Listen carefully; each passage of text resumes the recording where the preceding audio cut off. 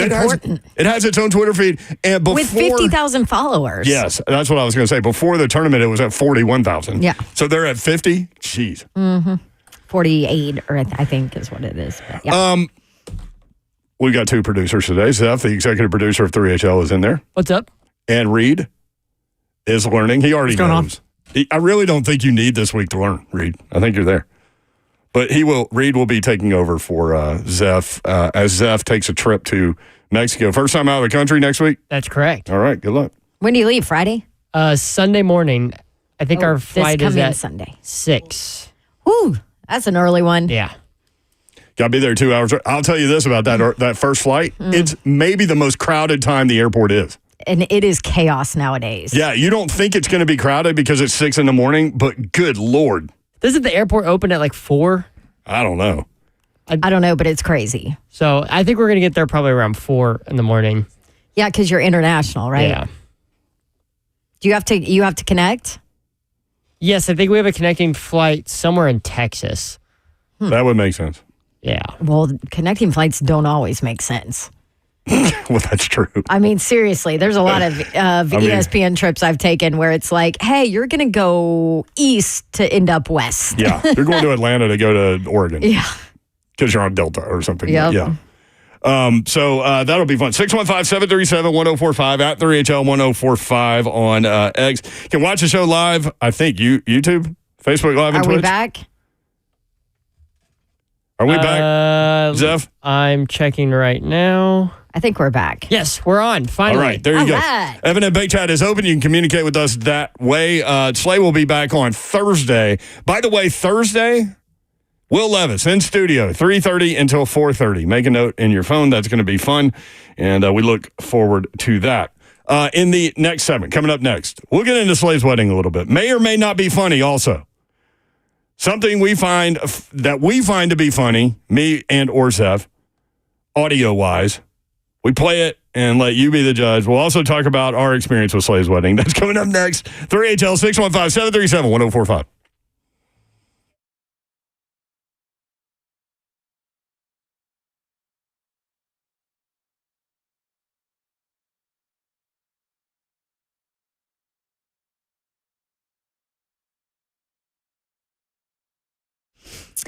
Maybe you had a long weekend and you need to chill, or you need a spa day. You just need to relax. A Moment's Peace Salon and Day Spa.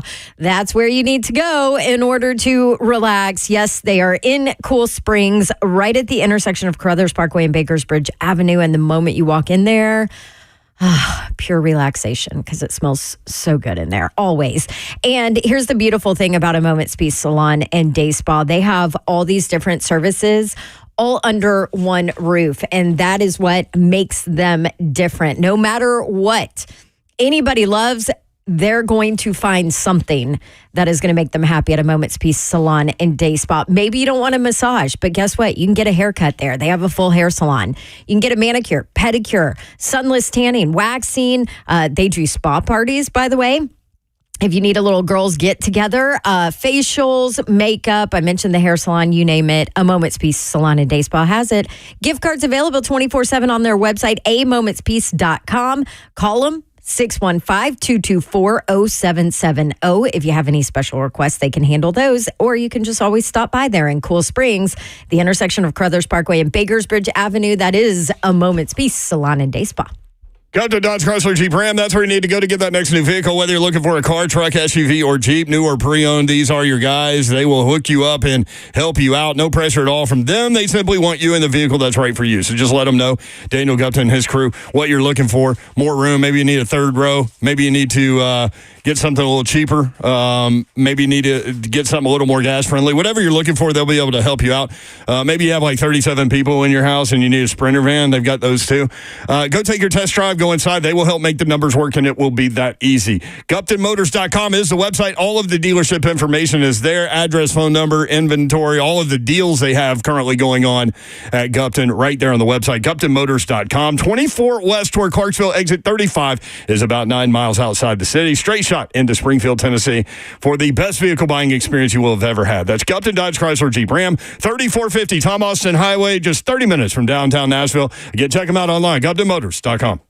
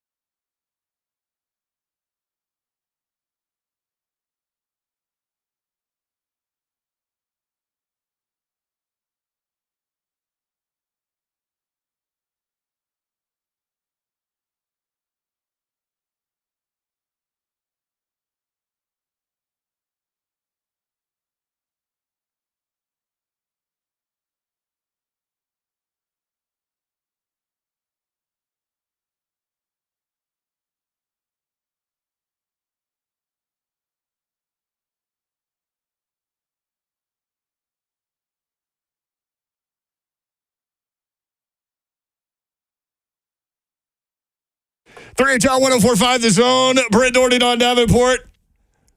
Zeph is here. Slay is not. We will see his sleigh on Thursday. That's the goal. Yep.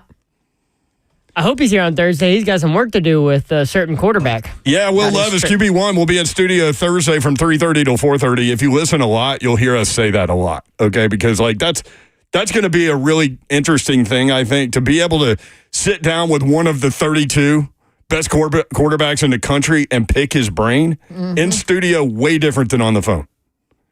An hour, way different than a segment. You know what I mean? 'Cause you have a guy like that on for a segment, there are certain things you have to get. But when you have an entire hour in studio, yeah, I mean. Get to know him a little bit more. Exactly. You go Barbara Walters with Will Levis. Okay, I don't know about that. You know I love to do that. I love to figure out what makes people tick. What got you here? What got a successful person to where they are in life? Yep. Because it ain't easy and he's for had anybody. an interesting journey, too. Yes. From Penn State to Kentucky to... Looking forward to that. So when Zeph booked that, he texted all of us, and he really was texting Slay, but he texted all of us like, y'all going to be in studio on Thursday? Y'all all going to be here? And Slay was like, I'll be there unless I get lost in Vegas. That set the tone for the entire weekend. Unless I get lost in Vegas. The wedding was in Long Beach. Yeah. Which I immediately said, wait, you're going to Vegas? He said, well, it's not planned yet. Okay. He has ended up in Vegas off other trips before. Mm-hmm. Yep. Florida leads NC State 5-4, bottom of the seventh, so NC State is batting. This is an elimination game, 2 outs. Runner up first. 615-737-1045. May or may not be funny is a new segment that we said we would do it just sporadically whenever we found funny comments that either Zeph or I or both of us found to be funny, and then present to the group, meaning y'all, and meaning Dawn and Slay and everybody, all y'all. And we have 10. I think there's only one day that we didn't do one since we started doing this. And this one has a certain theme to it. We'll get to it in just a second. Dawn has not heard it, I don't think. Nope. If I have, I don't know that I've heard it yet. I have not heard it today. She does not know I was in what's coming. I was in active shooter training with our guy Brink because morning. This is where we in the building need you. Yes. In the active shooter training. Yeah. Oh, I'm on. Listen. I've done it 3 times. I didn't do it today, but I've done it 3 times. It's fascinating. It's fascinating. And we go through... Brink does a great job. He has a company, by the way, that like if you have, church, schools, whatever, you can hire him. Defend Systems is the company name, but he does it here for us, probably once every 3-4 years or something. I think they're trying to do it once every year. Trying to, yeah. Come on, Cumulus, get on it. It's fascinating. And no matter how big you are, what age you are, whatever, he will teach you how to choke somebody out in 7 seconds. Yes. Like asleep. And then also teach you the best ways to survive an active shooting, the best ways to... Like I can now, I know the proper way to disarm a gunman if I have somebody else with me. It's important information that needs to get out there. Yes. And Zeb and I both said, hey, Dawn, something happens, we're sidling up to you. That's right. And I also now know how to apply a tourniquet, how to address chest wounds, how to do all of that. So let's say you come across somebody who has been shot or in a car accident or whatever. I know how to save your life till medical personnel can get there. So I was busy today. You'll be driving too fast to even see that happen. Yeah. That's, go flying by. We all hope that we're never in an active shooting yes. area, but he goes through some of the past active shooter events to show you how to survive, what you need to do, all of that. And one of them was the show in Las Vegas, the country music show. And Jason Aldean was on stage where the shooter was in the Mandalay Bay. Which, real quick, Zeph and Reed both went to college with Jackson Warren, who is my friend Stormy Warren's son. Stormy does like MC work for all of these shows and things. So he travels around and does radio on satellite radio and all this stuff. Very, very talented guy. Like he does all the big shows and all this stuff. He was the MC that night. He was on the stage when the bullets rang out. Y'all were just telling me, Zeph, that his mom called Jackson in the middle of the night. Stormy wanted to talk to his boys while he was on the stage and the bullets were flying. Scary. How about that? Is that true? Did I tell that correctly? Yeah, it was in high school. Yeah, because me and him went to high school. Yeah, he's one of my best friends, Jackson is. Yep. I grew up with him for forever. Yep.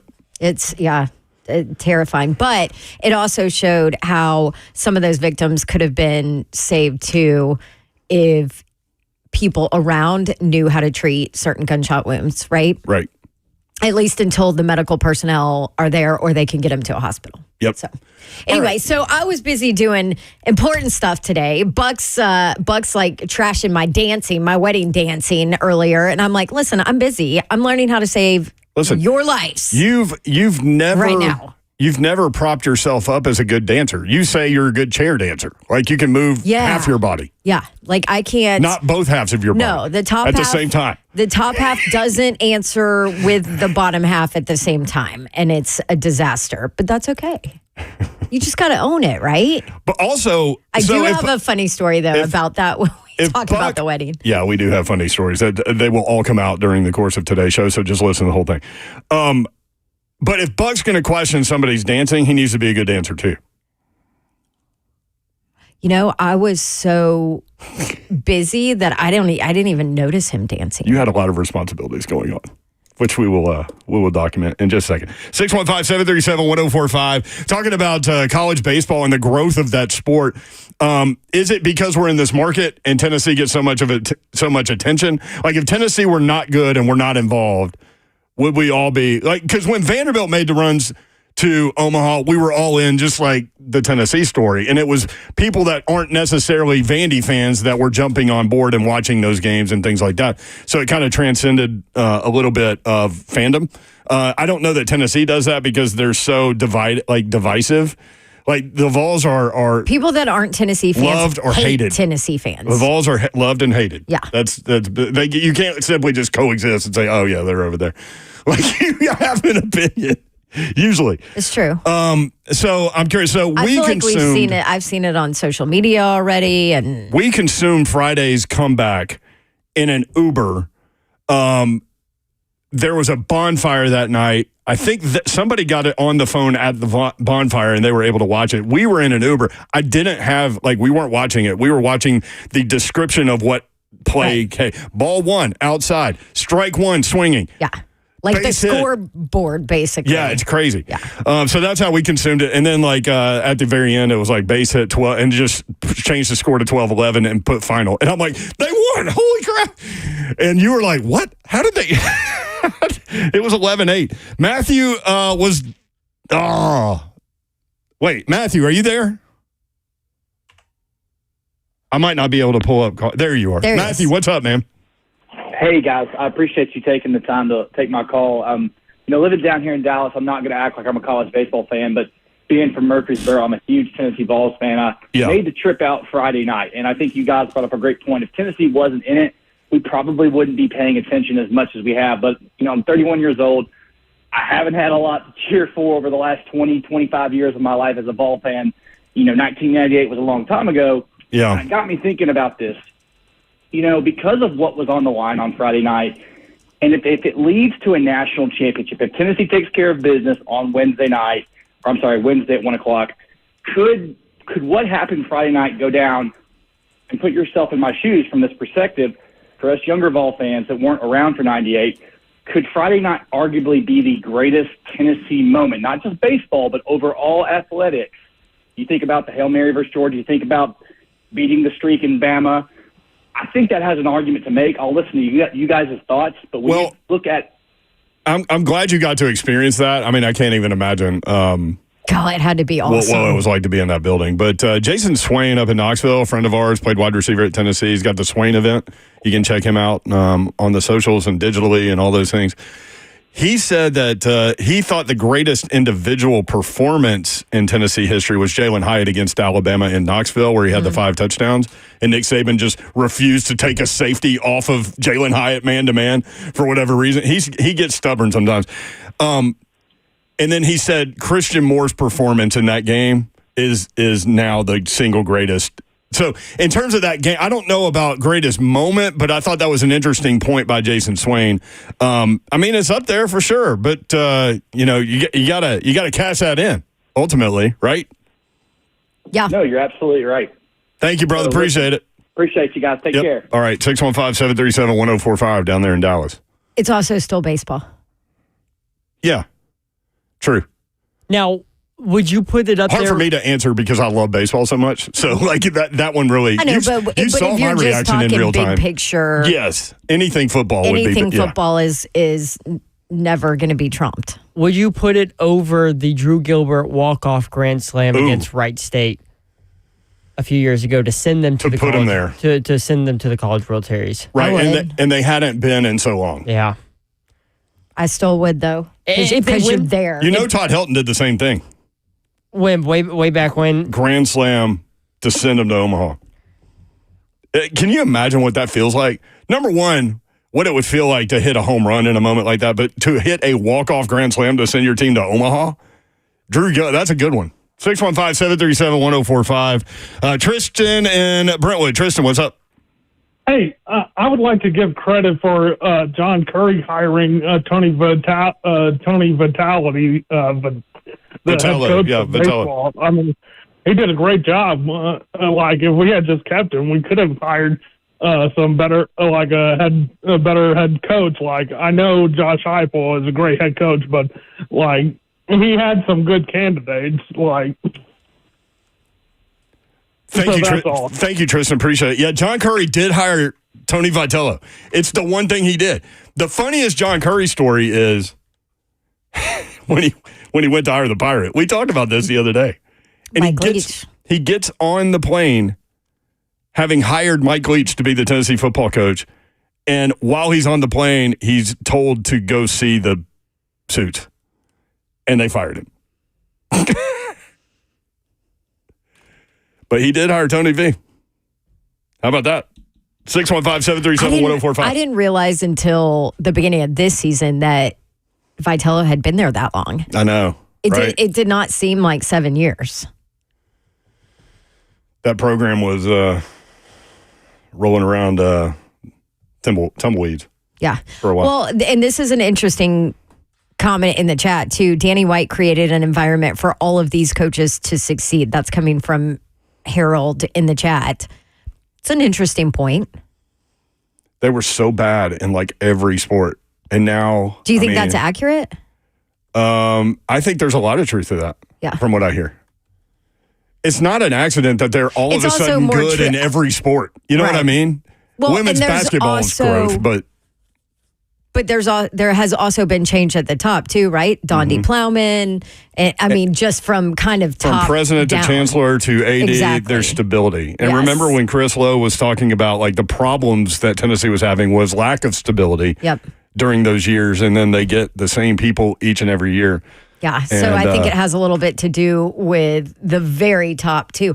I look at Vanderbilt too. I mean, you know, prior you had a chancellor that did not care about sports, period. Yep. And I just look at it from a standpoint of, because I'm involved in it and I can see it right in front of my face, but the resources that they're putting in for volleyball too.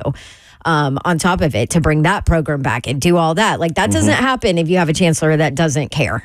Yep, 615-737-1045. May or may not be funny. You ready? Yeah. Zeph, I was telling our big boss, Paul Mason, program director at the Zone. Wow, he's got bigger titles than that now. Sorry, Paul. But I was telling him about this segment. So we find a bit of audio, me and or Zeph. We think it's funny. Do y'all, basically, is how it's presented. So here is today's May or May Not Be Funny. And this is Bert with something to say about Slay's wedding weekend. But I will say, I don't believe any of the bad things either one of you say about Dawn Davenport. Because as I was walking through the airport, who do I hear his voice? What the hell are you doing, Bert? I turn around and it's Dawn and her fantastic husband, Travis. And she's like, you should try to get on my plane. No big deal. Try to get on the plane with us. I was like, that is a fantastic idea, Dawn, because the desk that I had asked for help told me you need to go back out through security and find a help desk on the other side. They said, get out of the airport. Dude, they were, I'll throw them under the bus. Delta was not trying to help me. The airport was not trying to help me. No one was trying to help me. And then, Lucas wasn't even trying to help you. He was just trying to get the last segment out of it. It was Dawn. Dawn, who's the one who helped me. She took me over and she was like, is there any way you guys have a flight? Like my friend, his flight got displaced. And she said, yes, I have one ticket. I said, run it. No. Run it. Because before. You paid for it. Yeah. What did you think I would? Did you think I was going to perform a song and dance? Like, hello, my baby. Hello, my darling. Let me on the plane right now. It's my party. So, Bert. How did he come up with that? So then he was walking out through security, and I go, "What are you doing?" He mentioned that he ran into you and Travis. The funny part about that is, having traveled with Dawn before, I know what's about to happen when she takes off walking from lunch. I was there too, but I was like 20 feet behind Dawn. So it took me a minute to catch them. Anyway, yeah, we end up at the ticket count. Dawn went straight mother mode. Like, he needs a ticket. He needs on this plane. Delta just screwed him up. Like, do you have any seats left? She said, we have one. One seat. And when I say it was expensive, it was expensive. It made Dawn's got anxiety problems. It ratcheted her up. Anxiety. And I'm like, Bert, and that's when he said, run it. And I'm like, and Dawn was like, oh my God. I'm like, what's he going to do? This woman literally could charge him $4,000 for this airline ticket, and he's going to do it. And like 700 of it goes into the airline ticket, and the rest goes into her pocket. I don't know. She could have done anything she wanted right there. And when I say last ticket, it was the last ticket. Everyone was already standing up in the cattle call thing for Southwest. Ramon was over there. Dawn and Travis had gone over there. I'm hanging with Bert to make sure everything gets done correctly, and then he gets it and goes over there, and poor Bert. Bert comes over there, and he sets his bag down on his seat, and he had two shirts on for some reason. He takes the first shirt off, and my man had so much back sweat on the back of that T-shirt. I felt so bad for him. He was stressing. So we get on the plane. And it was hot as... It was hot as all get something up. It was hot on the plane, too. Like, you know how planes are either cold or hot? I don't know why they can't There's separate never an in-between. the thing. It's either hot or cold. So it was hot on this plane. So Moan has to sit in the aisle where, the emergency aisle where you can stretch out. So Babs and her husband Travis get on the plane a little bit before me because she flies so much she can get on whenever she wants to. And so they sit right in front of them. Well, Travis like, you can't recline in this row because they're in the emergency row. I'm like, why did we pick the row where you can't recline? Because I don't care. Travis doesn't care. We're both short people. And I wanted to be right. Like, I wanted to be in our little group, So where we're all sitting together. We were. You did a good job of that. And we had a server flight attendant. I mean, well, she was a server, yes. She did do both. Yes, and she stood in next to Ramon and basically saved Bert his seat. Because he was the last one on the plane. Yeah, so Bert ends up in the middle seat next to Ramon, who's not a small guy. And then some random guy next to Bert who was wearing sunglasses on the plane the whole time. The whole time. We thought he was an FBI agent. I don't know. And bless his heart. What was his name? Alex? It was Alex. Or Ryan. I got it wrong. No, because I said Alex from Stroh's. Remember the dog that was the mascot for Stroh's beer? Oh, okay. Alex from Stroh's. Anyway. I don't remember that. But yeah, I remember weird things. So that's what we did. And then at one point, Bert was like, how much more time do we have? Like, we had the best time talking. Like, Dawn sat on her knees the entire flight so she could raise above her seat and talk to Ramon the whole time. I know. Everybody was probably so annoyed by us. Yeah, I know the server was. That's why we tipped her really well. On the front end. You got to do it on the front end. So at one point, Bert's like, hey, how much longer do we have? And I go, like 40 minutes. And Travis looks at the flight tracker, and it was like an hour and a half. And he was like, you just told him it was 40 minutes. I said, that's what I thought it was. He won't know anyway. And I said, I was like, he's not going to notice. I said, when there's 40 minutes left, tell him. And so he did, and Bert was like, 40 minutes? I thought we were... Anyway, it turned into a thing. So Run It became a thing for the entire weekend. I was like, are you sure? I even asked her, I was like, hey, is there any other discount that we can get him or something? Oh, it gave me anxiety. Let's do this. We've got a butt clip also that will run when we come back. But let's get Eric in Nashville. Let's talk CMO Cycle. Eric, what's up? How's everybody doing today? Great, Good, man. how are you? Doing good. I think you'd have to put the cycle up there. You'd have to put it up there with Travis Stevens running all over Florida in 2001. Oh, my gosh. Hyatt doing what he did, and even go back to 98 on defense with Al Wilson just dominating Florida. 15 tackles, 3 forced fumbles. Yeah. The Travis Stevens performance was in Gainesville. Tennessee was like a 17-point underdog and won. Yep, and as Philip Fulmer said, to hell with Lee Corso in the locker room after the game because he picked Florida to blow us out. So have you heard the story? I'm sure a lot of people haven't heard this story. So they were staying in Lake City, Tennessee. They watched game day, and everybody was watching game day, and they all picked Florida to not only beat Tennessee, but demolish them, right? And so literally they basically had a riot in the parking lot of this hotel before they got on the bus. They were ready.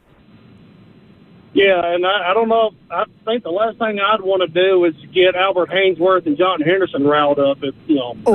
Especially I bet Rex Gross probably is still pissed that they did that to him. By the way, I'm glad you reminded me. I just ran into Albert Hainsworth the other day, and we invited him to come in studio and tell stories. He's like, I don't have any stories. I'm like, yeah, you do. Yes, you do. Yeah, you do. He's doing Cameo. You can get him to tell stories on Cameo because he did it for a group of us, and we had some Alabama fans in the group, and they didn't take too kindly to it. So really, that's funny. Yep, just to piss them off. So all right, man. Hey, I appreciate it. Thank you, brother. Y'all have a good one, guys. All right, 615-737-1045. We have kind of a carryover to May or May Not Be Funny when we come back, and this one's from Buck as he was telling stories about Slay's wedding weekend. There are so many. We'll be right back. 3HL 1045 The Zone.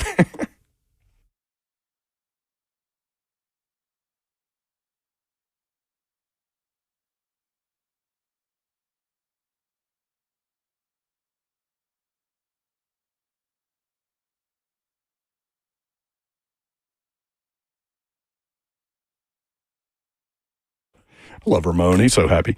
Want to save some of the biggest names in streaming on the network made for streaming. X marks the spot now through June 30th. Get 150 megabit Xfinity internet for 12 months with 1 year contract and for just $15 a month. Add the new Stream Saver that includes Peacock, Apple TV Plus, and Netflix. That's Xfinity internet and Stream Saver for just $35 a month. All of your favorites all in one place, only from Xfinity. So go ahead and binge some shows, stream some movies, save some money, all at the same time. For more watching and less spending, X marks the spot. Switch to Xfinity, the network made for streaming, to bring on the good stuff. Go to Xfinity.com, call 1-800-XFINITY, or visit a store today. Restrictions apply. Internet offer requires paperless billing and auto pay with stored bank account. Equipment taxes and fees are extra. After the promotion, regular rates apply. Currently $56 a month. Actual speeds vary. Stream Saver requires Xfinity internet or TV, and price is subject to change.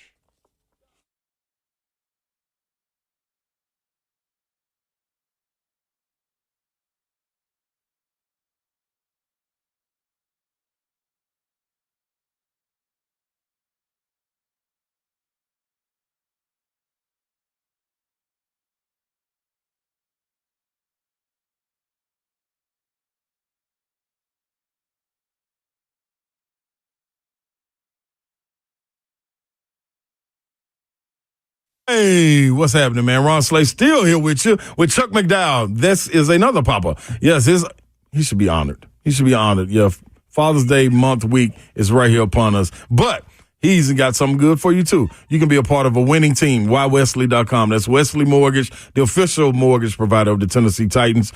Get on with the team. Chuck McDowell is the leader of this group, and he cares about the community and proud to serve them, reinvesting in the people and the places that make Nashville's such a wonderful place. You'll understand that once you run into him. Great guy, man. But as far as the team go, you ever had a support system already in place so you could succeed in the mortgage business, ensuring your loans close on time, making sure you get paid, giving you back the time to build your business and bring back the fun of mortgage professionalism. That's right. Unique network opportunities with the Titans, Music City Grand Prix, Nashville Predators, and more. So if you're in the mortgage industry and you're tired of the grind, tired of the pressure, and tired of micromanaging and everything, well, you need to jump on board with Wesley Mortgage. WhyWesley.com. Come be a part of a winning team. Come be a part of the Wesley Mortgage team.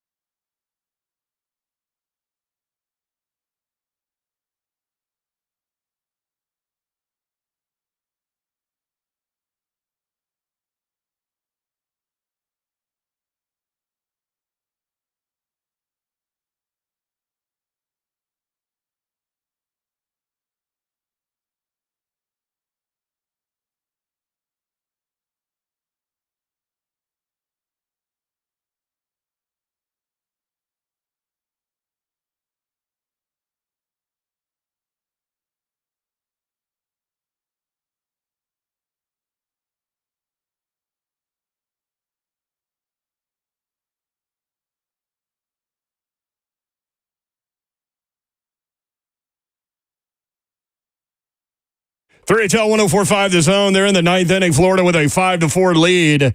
Florida batting in the top of the ninth with 2 outs and a runner on first. Could have another walk-off situation if NC State gets something going in the bottom. There's been drama in Omaha. Drama. Tennessee pretty workmanlike yesterday with the 6-1 win. North Carolina had that one inning where they had some stuff going, but shut it down. Shut it down. Tennessee pitcher Nate Snead will join us at 5:30. Dude throws 100 miles an hour. That's crazy to me. I wonder what it was like. I just can't fathom that. And as a kid, was he throwing?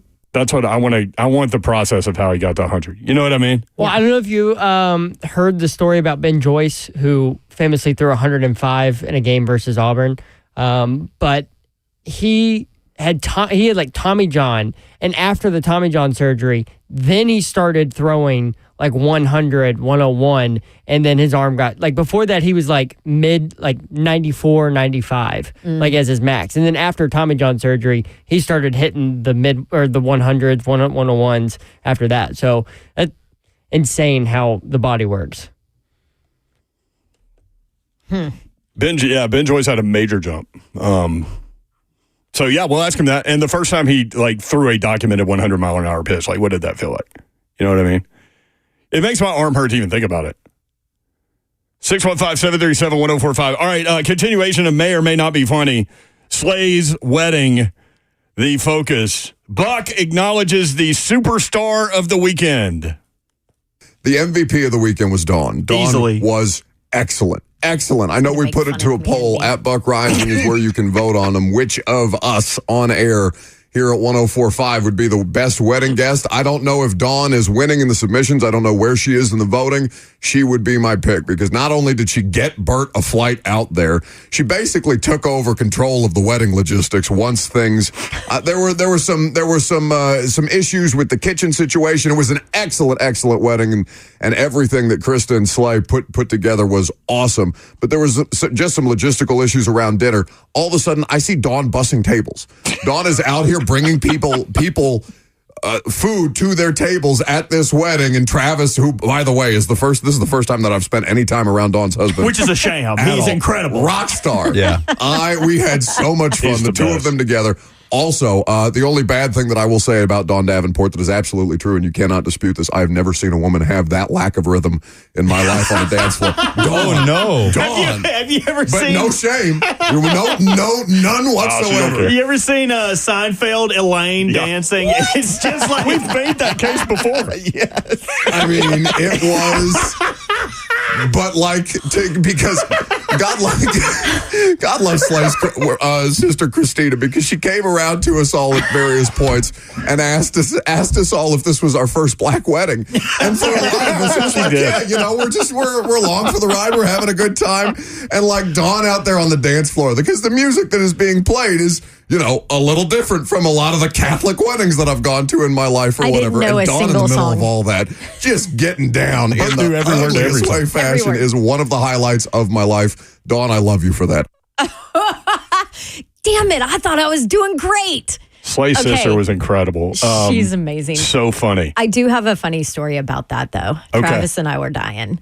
So, I don't care, man. I'm drinking. I'm having a good time. I know I can't dance, right? I get it. Well documented. You don't hide from it. I don't hide from it. We talk about it all the time. But I thought I did okay. Or I thought I was doing okay. And then... Travis and I are out there. The guy behind me dancing with his girl. He goes, "Oh, look at that white girl trying to dance on the dance floor. Love it." And I heard him and I snapped around or whatever. And I looked at Travis. He goes, "Yup." I was like, all right. Maybe I'm not holding my own. That's all right. So the wedding itself was absolutely gorgeous. Oh, on the water, outdoors, the trellis, the white seats. I mean, it was gorgeous. Incredible people. Like, I was standing next to Bobby Graham, who played wide receiver at Tennessee, had a really big catch against Memphis. Had he not had that catch, they would have lost to Memphis in Knoxville. He was like, yeah, I know. I was there. when I mentioned that. Because Buck Fitzgerald was like, you know this guy had a game against Memphis. I'm like, I know. And I explained it all. Anyway. Yep. So I made the catch. I was there. We're standing there, and my mom texted and was like, how's the wedding? And I'm like, good. She goes, did you see the Queen Mary? I'm like, that's a really bizarre question. And she goes, I didn't even know what that was. I knew it from movies. Like, it's a huge cruise ship. Yeah. But I thought the Queen Mary was in Europe. I didn't know what it was doing in Long Beach. But anyway, I could be really wrong on that. So I asked Bobby Graham. I was like, yeah, my mom just asked if I'd seen the Queen Mary. You know anything about that? He goes, it's right there. Like, you could see it from where we were sitting for the ceremony. It was right there. Massive.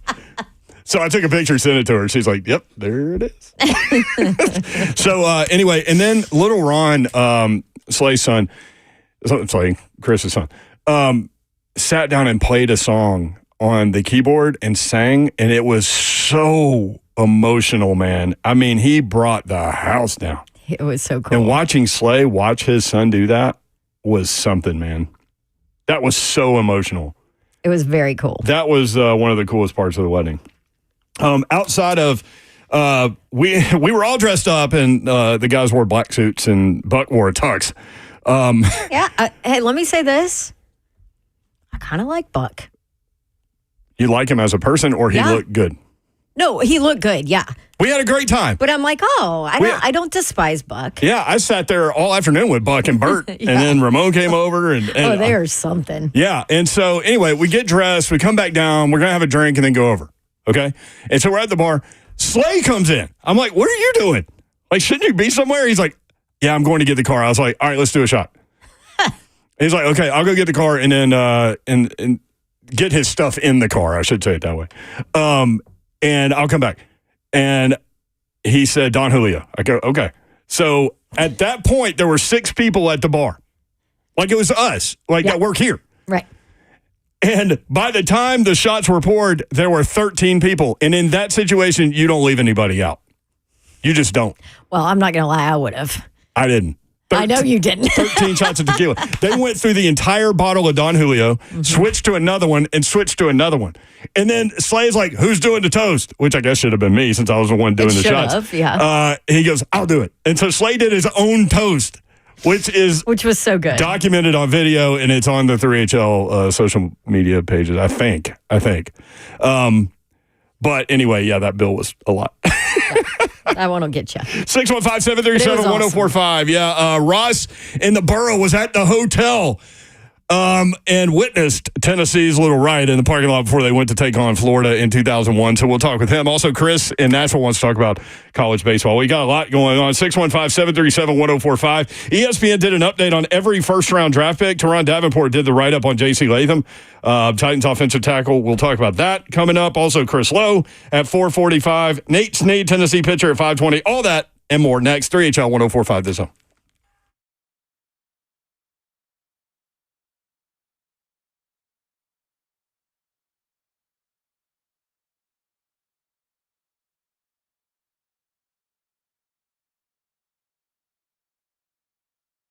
I want to tell you about my friends at Brentwood Jewelry. Brentwood Jewelry here to help you pop the question. Let me go ahead and give you their website, BrentwoodJewelry.com. You can go ahead and jump on there and see what they've got going on.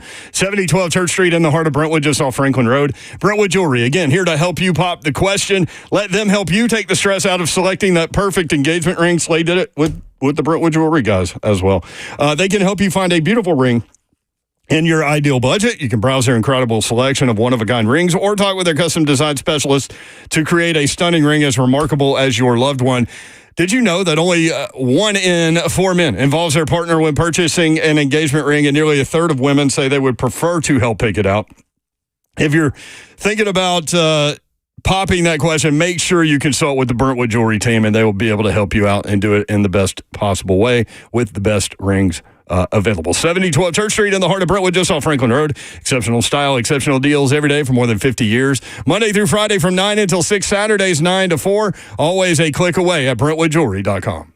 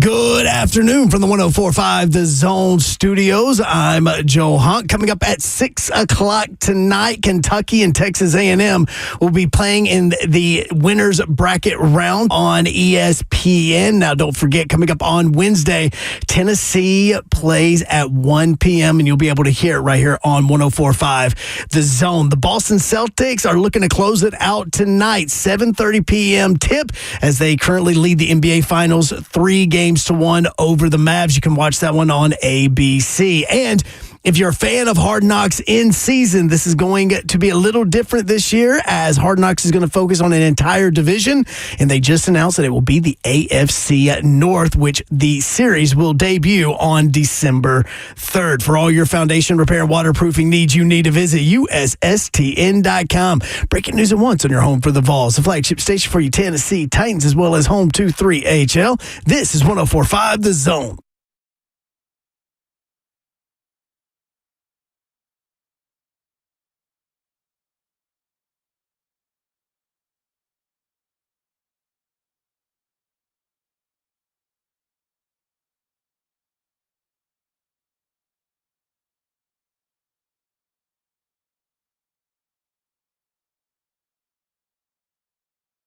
Three at 104.5 The Zone. Happy Monday. Brent Doherty with you on a beautiful day in the Music City. You can watch the show live, YouTube, Facebook Live, and Twitch. Twitch, please. The F&M Bank Chat is open. Tennessee 2-0 in the College World Series. They walked off game 1, 12-11 over Florida State. Christian Moore hit for the cycle. Took game 2, 6-1 over UNC. Pitcher Nate Snead pitched in both of those games. He will join us today at 5:30. Tennessee will play Wednesday at 1 o'clock, the winner of Florida State and North Carolina. So NC State just dropped out of the tournament by the Florida Gators. They joined Virginia. So then there were 6 teams left in the College World Series. 4 of them are from the SEC. Just means more. Hunk was talking about in-season Hard Knocks real quick. Yeah. They're doing the AFC North in season. Ooh. Do you like that idea? I mean, yeah. I like anything with extra access. I don't care who it is or what team it is or what division it is. I don't care. Don Davenport is here, ladies and gentlemen. That's Bonk. That's right. That's Bonk. Twitch, please. Twitch, please. Twitch, please. Happy Monday to you. I think. What's your take on that? I absolutely love it. But you here's love the it thing. being the AFC North, or you don't care? I will watch it. I haven't really watched the in-season stuff because we always have so much going on during football season in terms of just watching, consuming football, college and pro, that I typically don't get involved in that. But I think it's a good idea to do an entire division. I think that's pretty cool. Also, Derrick Henry obviously involved there with the Ravens, Baltimore Ravens. Again, F&M Bank Chat is open, yes? The Bengals, I think, will be fascinating. Joe Burrow is fascinating. Right. And Higgins is there for a year, right? Mm-hmm. They figured that out, Wrap that up, sort of. Coach Corey on YouTube. I love the show. I love all of you guys. Congratulations, Big Slay. Still hate UT. # no Vols. Also, I give rhythm and dance lessons if y'all know anyone that needs a little support. I would love that, Coach Corey, but I hate to tell you, I am a lost cause. Vandyman AD 2. Okay, that's pretty bad, Babs. A lane kick, really? That's well documented, though. Like, we've actually described your dancing in that form. Yeah. I'm not going to give you a hard time because who the hell am I to give you a hard time about dancing? Yeah. You know what I mean? I mean, I think it'd be different if I didn't know I was bad. I just don't care. Here's the messed up part. For those that don't listen to the show often, my mom danced on Broadway.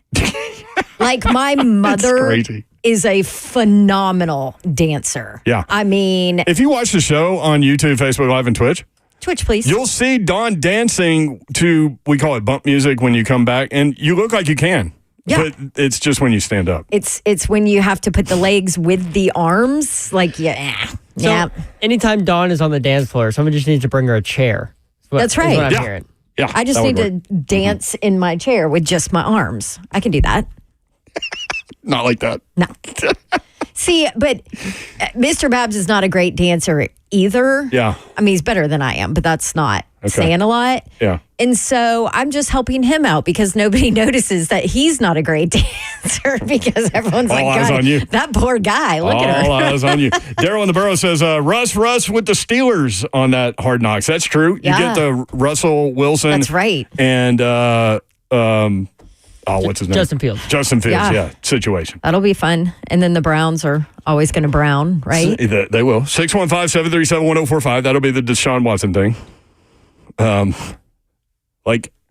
What is he going to be? I mean, as Cosell said, he hadn't really played all that much in the last 3 years. 3 years.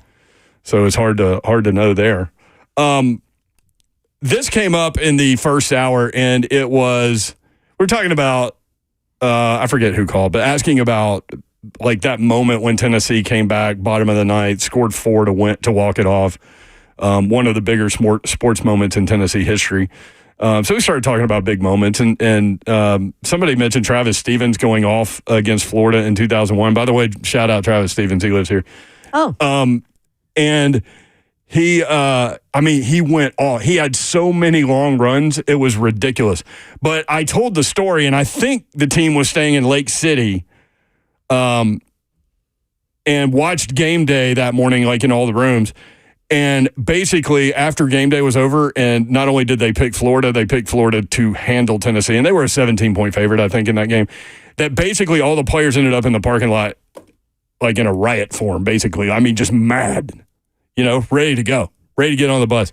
Ross says he was there, and he can either confirm my details or add to them. Ross, what's up? What's up, guys? Yeah, we were there, and you're going to have breakfast, whatever. Then a few guys are down in the lobby. They had a big screen TV just for the guests, whatever. It was the team hotel, obviously. Mm-hmm. Watching the game. Then it kind of got bigger. Then you're waiting on the end. Everybody waits for Corsos, and then it's just, it hits the fan. So we go back up, and we're taking the bus from the hotel to we were using a travel agency, so they were taking us on a bus. Anyway. As the players are going down, the elevator's coming down, the door's open, Casey Clausen steps in. Just eyes everyone in the elevator, goes, "Don't worry, we got this." Turned around, didn't say another word. And, of course, all the fans were all like, we go back up to our room, we're going to kick the, Clausen said it. I mean, the entire hotel, you could just hear the fans, because everybody's waiting for Corso, and just people in the room screaming, the group of us down in the lobby screaming. It was just crazy. And then go out, and Stevens just run like a man possessed. It was odd, but Clausen he just stepped in the elevator, just left to right, eyed us all, said, "Don't worry, we got this." Turned around, didn't say another word. That's so funny. I appreciate it, Ross. Hey, thank you, man. I love stories that people tell about moments like that.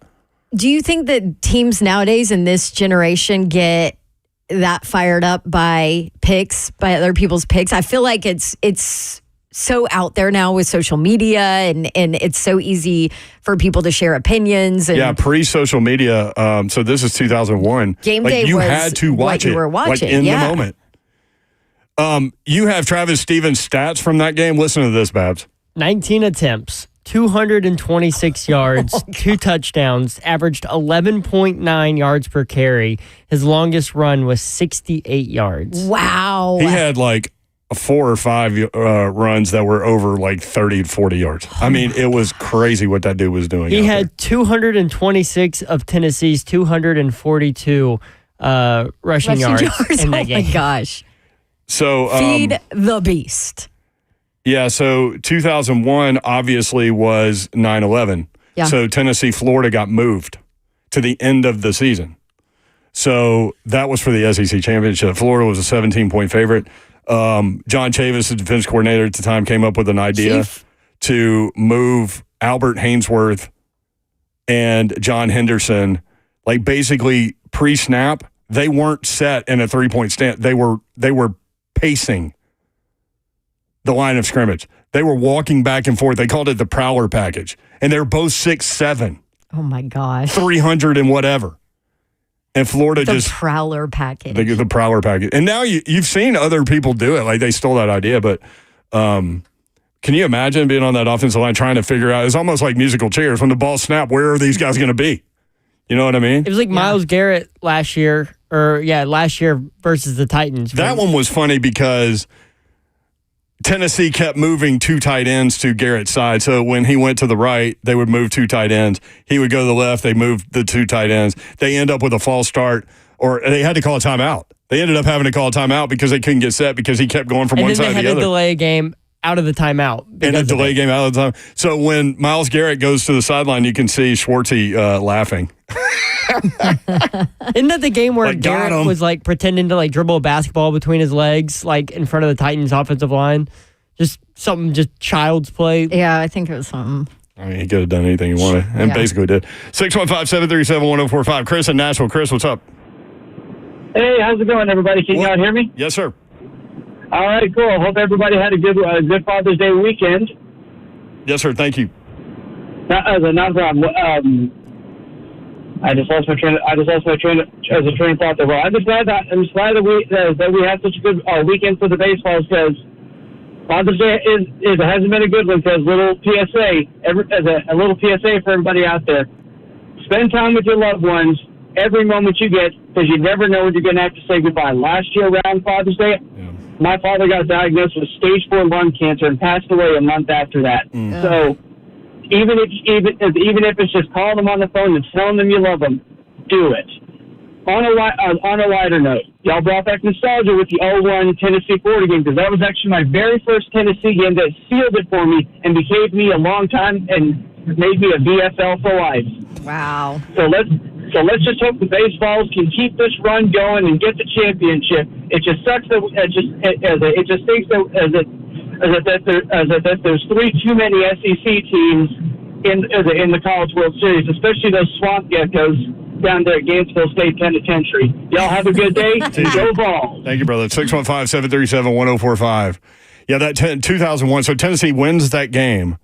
They go to the SEC championship game to play LSU. If they win, they play for the national championship again, having just won it in 98.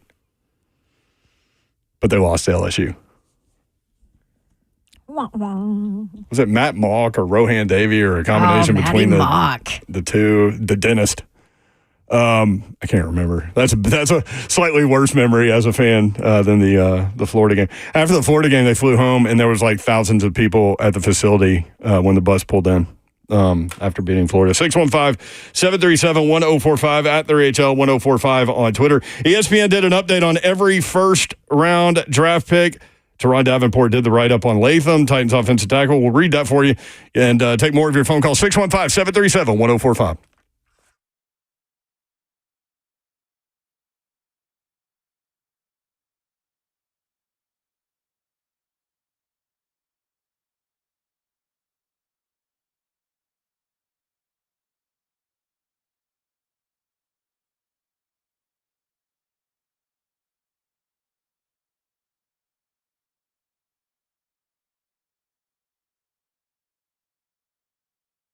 All right, sometimes it is time to upgrade some things in your home, maybe your windows and doors. It was time for us in my rental property, in my house, and I chose Pella Windows and Doors of Nashville. I've loved the experience with them, and I love how affordable replacement windows are from Pella because, let's be honest, those things are expensive. They've got a deal going on for you right now, 50% off of qualifying installations and no money down, no interest, no payments for 12 full months. Your phone number is 615-249-1910 for Pella Windows and Doors of Nashville. Not only are they affordable, they're also the best quality out there. Pella was voted #1 by Nashville homeowners as the leading window brand in Nashville. That was based on the still current 2022 survey of leading window brands among homeowners. And on top of that, they have the staff in place to take care of you, and they have the warranties in place to take care of you. You can schedule your easy free consultation and check out that offer I mentioned. Very easy online. Go visit Pella Windows and Doors of Nashville at PellaNashville.com.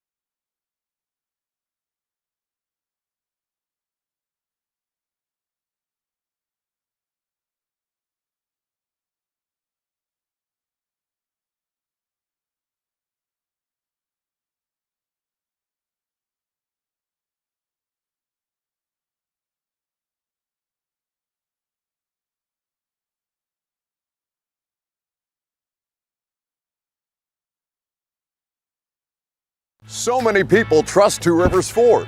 Football players, working moms, business owners.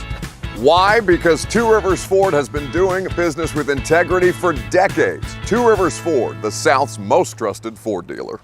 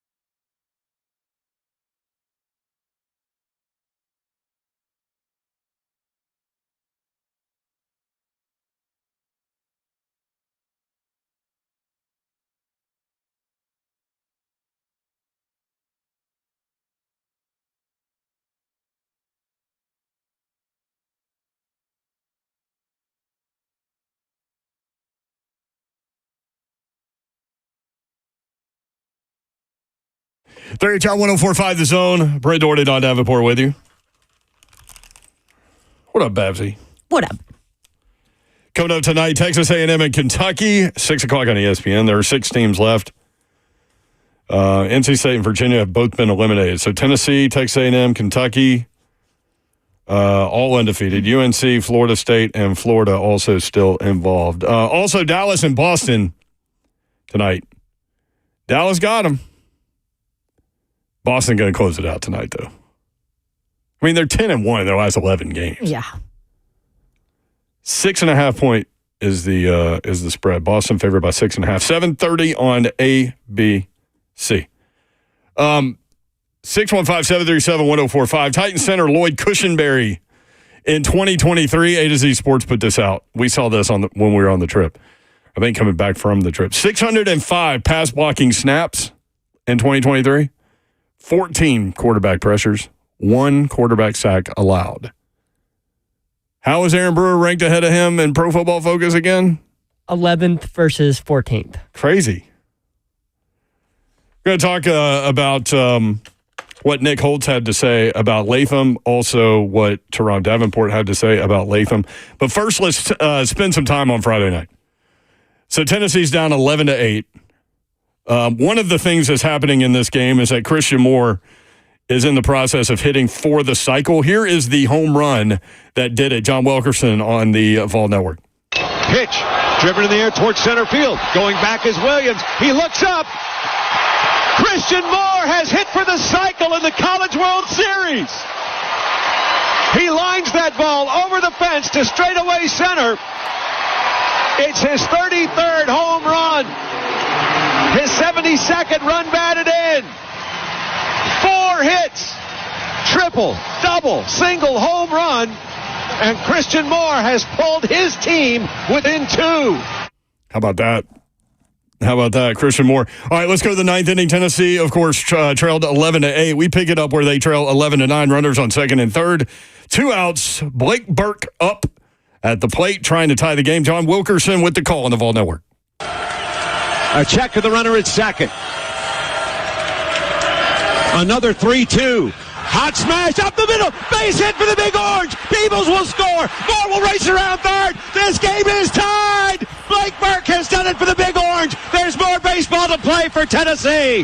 My goodness. A clean single back through the box. His 3rd hit of the game. Runs batted in 2 and 3 on the night. Give him 59 on the season. None bigger than the fact that it's Tennessee 11, Florida State 11, courtesy of Blake Burke. Well done. Well done. I haven't heard Wilkerson's calls yet. I haven't either. This is the first time. So, man, I like the energy. There was a lot going on with that, I bet. Yeah, so Blake Burke with the check swing. I know you guys were on the beach and trying to watch it on a phone, but the check swing that basically kept him alive and got him to a full count. Live, I didn't think he went.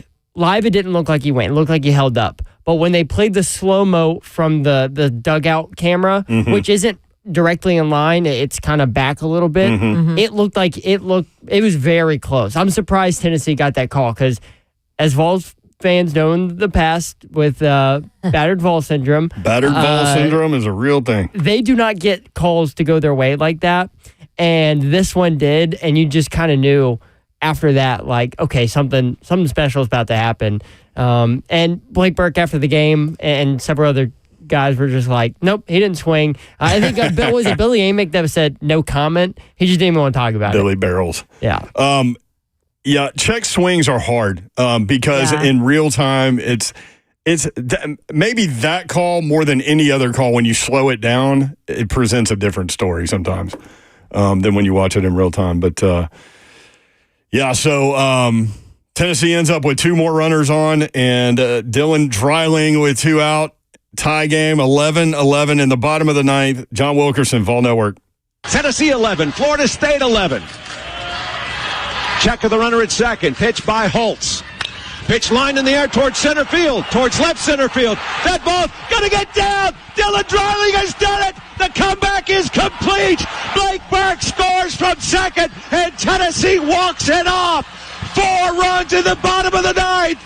This is a team you just can't count out. 4th run batted into the ball game. And Tennessee with 4 in the bottom of the ninth rises up to take down Florida State. It's 4 runs for the Big Orange.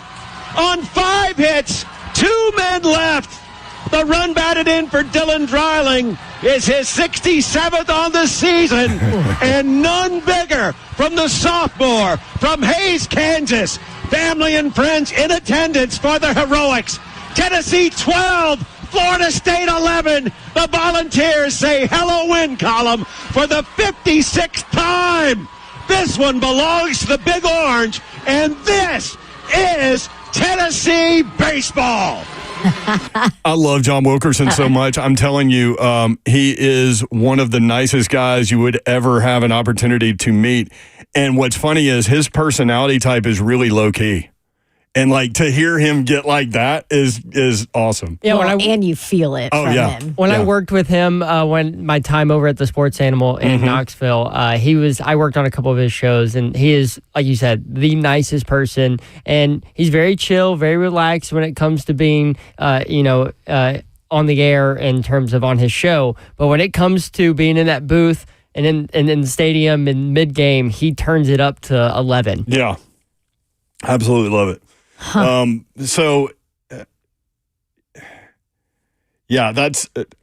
That's the kind of thing we said in the moment. I wonder if that propels them to win the national title. Because as close knit as like a baseball team is, and they're quirky as hell. I mean, they are. But as much time as they've spent together to experience that together, I mean, they went out against North Carolina and dominated. You know what I mean?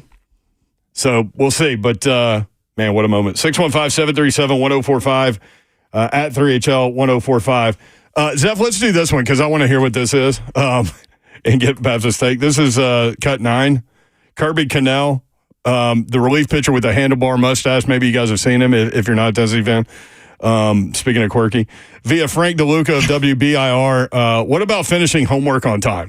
I got to do homework. It's due in 56 minutes, but hey, thanks, Cal. I don't think I'll get it done, but I'll get it done eventually. But no, I think it's just worry about our next thing, and that's gonna be practice, and I think we're gonna have a great practice. It's doing 56 minutes. Well, why didn't you take care of it last night? Listen to you. Kirby. Yeah, this was last night, actually. But, yeah, that would be the next question. Last yes, night from the previous day. Why did you wait till the last minute? You got a little baseball thing you're trying to win. Trying to carve out some history. You might get a pass. 737-1045. I think you'll be all right. Good point. All right, so Teron Davenport, ESPN today did a feature with all of their beat writers that cover all 32 of the NFL teams, and Teron Davenport did the write up on J.C. Latham. They did each of the beat writers talked about the first round pick. Okay, those that had him. This is what Teron Davenport wrote. How he has fared so far. Latham quickly assumed the starting left tackle role and took all first-team reps during OTAs and minicamp. When he isn't out there, Latham can be seen cheering on his teammates and even giving pointers to some of the other rookies. The coaching staff has been most impressed with his work ethic as shown by his willingness to spend extra time after practice. JC may be the best energy of any person on the team, offensive coordinator Nick Holt said. His energy is infectious. He's done a really nice job with his footwork. He's improved and is playing under control. He's so big and so strong. Teron Davenport. How about that? Nick Holtz, the offensive coordinator, saying JC has maybe the best energy of any person on the team. His energy is infectious. I think we can attest to that in the 40 minutes that we chatted with him. Yeah, and just watching him, and as you pointed out, like they did the first drill, second drill he ran was first one there. Mm-hmm. He was saying yes, sir, when being coached. Interesting dude, and again, we talked with him for 30 minutes as you said, after he was drafted, and I just found it fascinating that he's the Trench King. He named himself the Trench King, so you're going to put that on yourself, right? Like he talked about that, about putting that kind of pressure on himself. But that also, he's a different personality type when he's on the field. Like, you got to turn it. Because he's like, literally, he wants to be a preacher when he's done playing football. Flip the switch. 615-737-1045. Oh, Lord. Let's go to South Central Kentucky. Reese and Laura are here. Oh, Reese, boy. Laura, what up? Hey, guys. How about it? He's not very excited today. Well, Reese, you are, right? I'm always excited. We are missing Big Slay. Where'd he go on his honeymoon? They're doing that next year, I think. Yeah. Oh. All right. Well, I really don't know what to say to that. That's confusing. He's going to be back Thursday, though, Reese, so he'll be back for your next call. Oh, thank goodness. Well, we'll probably call you Friday. So, anyhow, although Thursday be good because Tennessee's going to win on Wednesday. You know what I'm saying? Come on.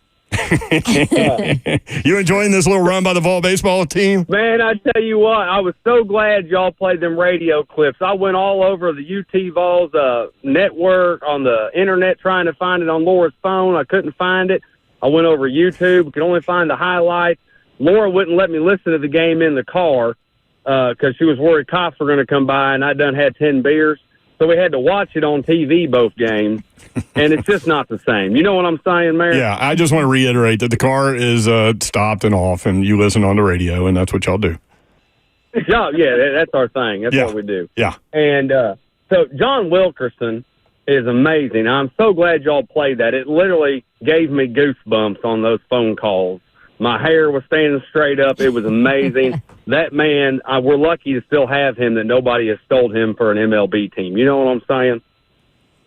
Yeah, I keep hearing rumblings. He bleeds orange, right? You keep hearing rumblings. What's that? We're a little disjointed here. Talking about Tony Vitello, I keep hearing rumblings that he is going to sign his extension if he hasn't already done it, and that they just haven't announced it yet because they're still playing. Yeah. Well, we need to sign John Wilkerson and Tony to a lifetime contract. John Wilkerson, yes, going back to that. Okay, I thought you were talking about Tony Vitello. Yeah, John Wilkerson has worked in the Knoxville market forever. Mm-hmm. I mean, he's a staple there. He's done sports talk radio with Jimmy Himes forever. He's still involved in doing that and working for the Vol Network. So, yeah, he's not going anywhere. Now, let me ask you this. Did you put any bets on the game? I did not. I'm kind of waiting for football season, but yeah. I put 3 bets on the game. Me and Hunt talked about this in a rush call on Friday. The best one who won, I ended up only winning about $70-some, but because I lost 2 of the 3. I did Tennessee at -1.5, lost that. I did Amick and Tennessee a win with a home run, lost that. But I did Christian Moore with a home run and Tennessee win at +310. Wow. And that one paid off. But so the 200 turned into 600 and something. You know what I'm saying? Come on. You going in on Wednesday? I tell you what, this is what marriage does. See, this is where I don't have a cell phone. It really messes me up. I wanted to bet on Wednesday because once we beat the 24-run score in Florida State, no one besides Kentucky scares me. And that's just because it's a rival game. I told Laura this at work. Once we got home, I said, give me the phone. Let me put some money on Tennessee. There's no way we're not going to beat Carolina after we just took out Florida State with that comeback. We are destined for greatness. It's all over. Let's go Vols. She wouldn't give me the phone, and then the next day she apologized. Is that true? You're cackling in the back. For those that don't know, also, Reese does not have a phone. He uses Laura's. That is true. My debit card, her phone. But, y'all, that's all we got. We love y'all. Hope y'all had a good time. After we hang up, tell us some stories about the wedding. Mayor, you're going to have to fill in. I hope you have a good singing voice. Come on, Zeph. Hit the button. You got it, Reese. You got it. Come on, Mayor. Old Rocky Top. Woo! Let's go, Vols. There's only 6 left. We beat everybody else. Ain't nobody stopping us. Woo! There he is. He's Reese and Laura. They call on Mondays and Fridays. Oh, my goodness. Really feel like Paul Feinbaum when they call. 615. I can't believe you didn't sing that. 737-1045. Hey, listen, I'm a respected journalist, Dawn. Can't just go around singing fight songs. Okay. Okay. Y'all buying that? No bias here on 104.5 The Zone. Hey, don't group us all together here. Don't group us all together. I said no bias. Nobody's got bias. Oh, come on. You just got zeffed. I did. By Reed. Oh, Reed did it. Reed did the that. button. You got zeffed by Reed. God, I'm surrounded by Vols. Reed said before the game he went to Tennessee. Zeff went. Everybody here went to Tennessee except me. Reed I went said, to the right shade of orange. Reed said his biggest fear, if there's a fear, is Kentucky. Just like what Reese just said. In baseball? Mm-hmm. Yeah. There are 6 teams left. 615-737-1045 at 3HL1045. What about Latham and his energy? Is that odd when you're talking about maybe the best energy guy on the team is an offensive lineman? Because typically speaking, they're a little more reserved. I understand what personality-wise. Yeah, and I understand what Tehran was writing. Well, I mean, first that's of what all, the OC said. That's what Nick Holt said. Yeah. So, offensive line personality type is protector, right? Yes. So I don't necessarily think like biggest energy guy on the team, O-line guy. But I mean, we've seen it out there, so. What did he say word for word? JC has maybe the best energy of any person on the team. His energy is infectious. Offense coordinator Nick Holtz. Yeah, I think it's probably a little dramatic, but. Me? Never. Whatever. Read things into stuff? Never. 615-737-1045. No, I'm saying it's dramatic from Nick. From Holtz. Oh, Yeah. okay. I got you. Chris Lowe. I need you to step back a little bit. Covers college sports for ESPN. We'll talk about the College World Series with him. Also, conference naming rights. Big 12. It looks like it's going to be All-State is what they're saying. Which makes sense, right? The All-State 12. Does a ton in college football. Right. So we'll ask him about that. How deep is that going to go within the world of college football? Also, Jello Shot updates coming up at 5 o'clock, I think. So we'll see if Tennessee still has the lead. Rory McIlroy apologized for peeling out of the parking lot. Is that what happened? Reed says yes.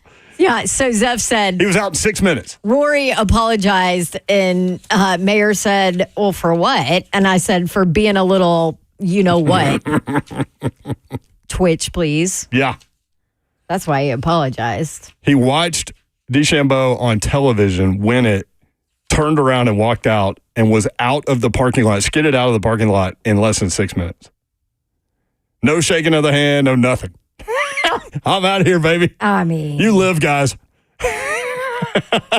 Oh, you and know this that's part of it. You know that's part of it. Oh, yeah. Yeah. Absolutely, it's part of it. So it wasn't just like a, hey, I'm sorry for my behavior. I mean, it was like on a dark background with like white typing, like it was done in notes, but fancier than notes, and then posted as like a picture on Twitter. It was like a long...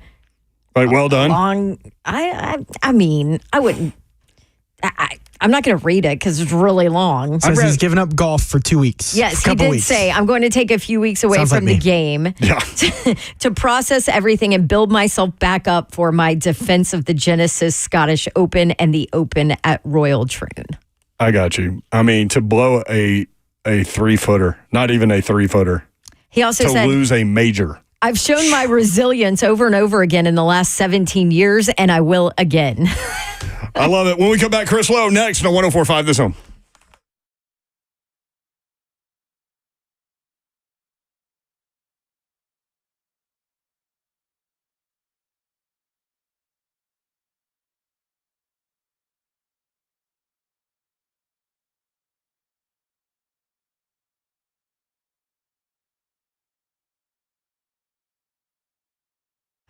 All right. Do you want to beautify and enhance your home and your landscape? Well, let me tell you who you need to call. Outdoor Lighting Perspectives of Nashville. Bob Lyons and Christy, who I just talked to because they're going to come out and add some more lighting to our backyard. Jacob in the office, Felicia, they are all amazing at Outdoor Lighting Perspectives of Nashville. So I already had some outdoor lighting put in my backyard and then a light in my driveway so that we can play basketball at night, and loved it, and I knew it'd make a difference. I didn't know it would make that much of a difference in how our backyard looks. And one of my friends just got her house done by Bob and Outdoor Lighting Perspectives of Nashville, sent me pictures, and now I have lighting envy, and I want to do the entire front too. But it's amazing, and they can do anything to light up your night. Festival lights, path lights, wall washing, tree lighting, area lighting. They do maintenance on lighting systems they did not install even. And they're putting lights in our decking as well this week. So you name it, they do it, and they're the best. Outdoor Lighting Perspectives of Nashville is the business, and online, easiest way to get them, outdoorlights.com/Nashville.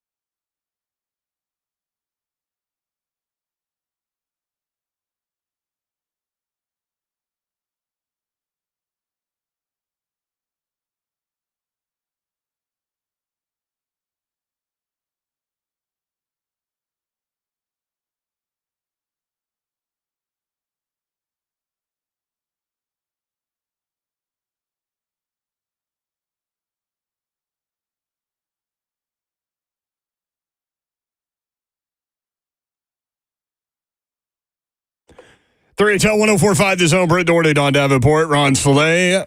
Recently married. He's somewhere out west. Chris Lowe joins us now to talk about the College World Series, about naming rights to conferences.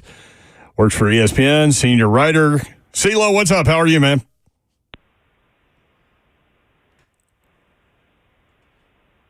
Chris, you there? I'm here. There you go. What's up, brother? How are you?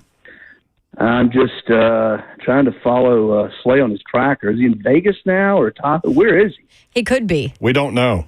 That could be a possibility. There's no telling. This is not going to be like a Hangover Part 4 sequel or anything like that. Well, we needed to know if he was going to be back on Thursday because Will Levis is going to sit in here for an hour with us from 3:30 till 4:30, and he said unless I get lost in Vegas, and Babs responded, well, the wedding is in Long Beach. I'm like, wait, you're going to Vegas? He said, well, it's not planned yet, but maybe. Okay. Yeah, that's so Slay. Hey, when you get Levis in there, be sure to get him to do his rendition of Hall & Oates. I think he did it when he was in ninth grade. There's a video out there floating around somewhere, so you can get him to find it for you. Oh, that's okay. Phenomenal. That's exactly what we're looking for. Yeah, I'll try to send it to you. It's pretty darn good. He did it part of his choral ensemble or something like that when he was in junior high school, but it's not bad. That's really funny. Dude is just good at everything. Everything. And competitive and all those things. Yeah. College World Series, boy, Tennessee on Friday night. A lot of people wondering, where does that go down in Tennessee sports memories? Certainly in the conversation. Well, in my lifetime, yeah. I mean, the national championship game in Tempe certainly is right up there.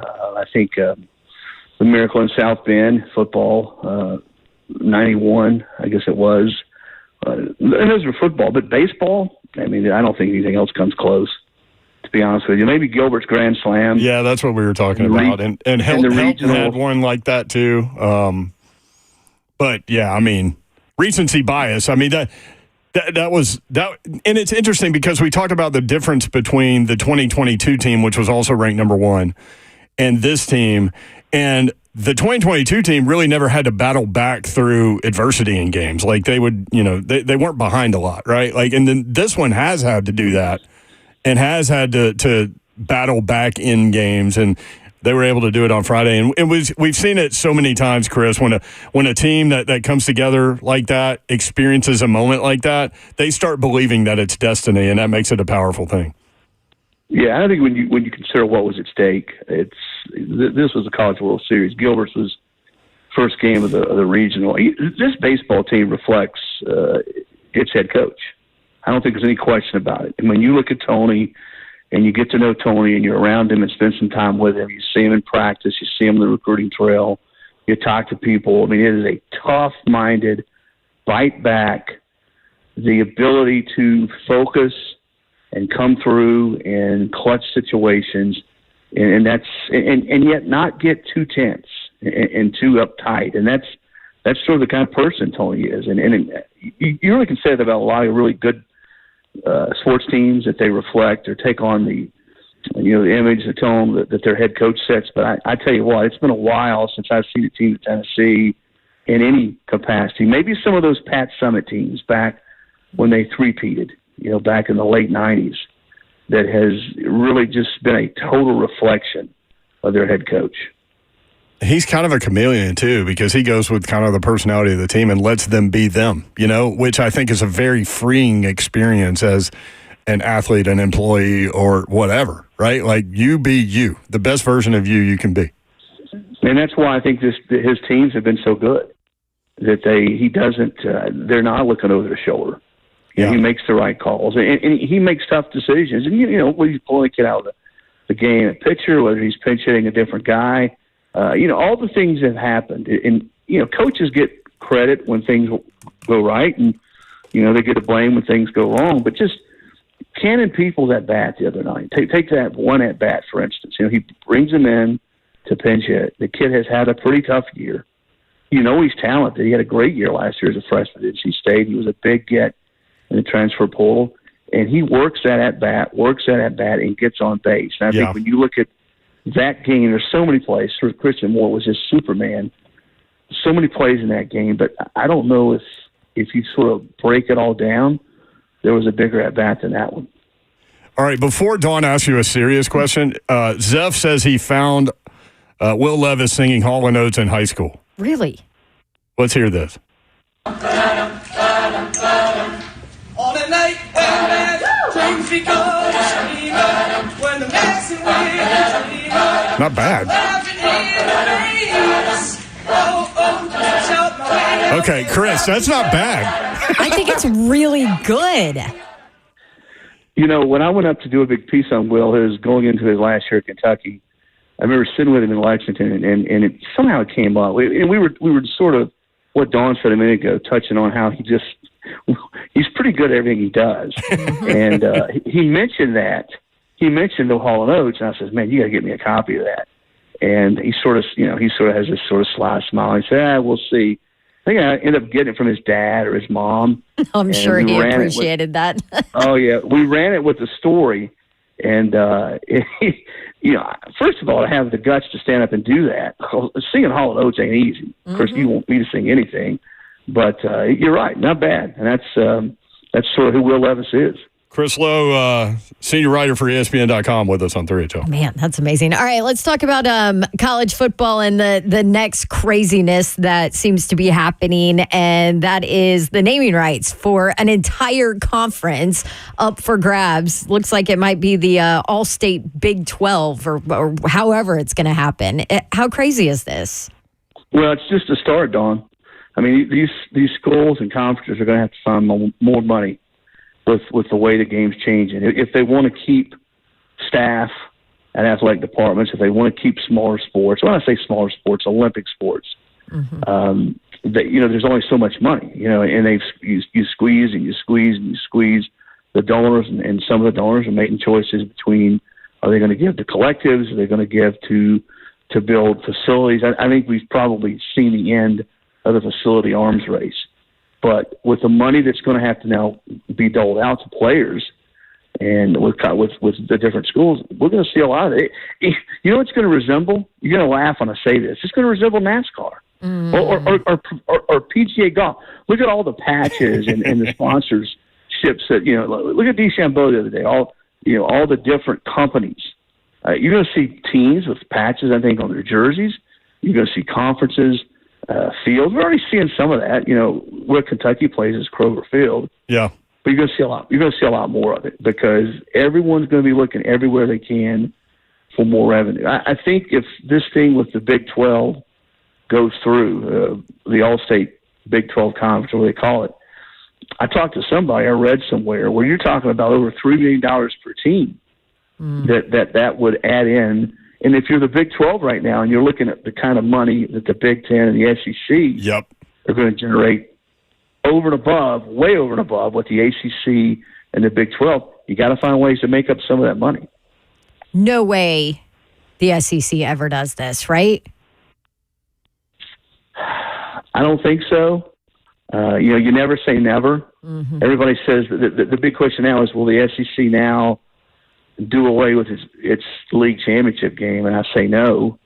But depending on what the playoff looks like in 5 years from now, who knows? But I wouldn't think so, Dawn. I think the SEC is in pretty shape, with the TV contract. Who knows what happens in 26? I think you're going to see the SEC go to 9 conference games. It's been moving in that direction. There's been some resistance. But when you go to 9 conference games, they're probably going to be able to squeeze out more money from the TV networks, my company, whoever, to continue to sort of raise the revenue or raise the payout that they give now to the different schools. But I don't know where it ends, but it's just where it is right now. The only thing I would say is I hope, and I've said this to you guys before, I hope we don't lose the soul of the sport. Mm-hmm. I love the fact, that Alabama's uniforms haven't changed in forever. Yeah. I love the fact when you go to Notre Dame, that stadium, even though it's artificial turf, which was a bit of a gut punch, hasn't changed a lot over the years. The things the traditions, the history of college football, the Army-Navy game. I know you guys have been up there. Again, I call it the soul of the sport.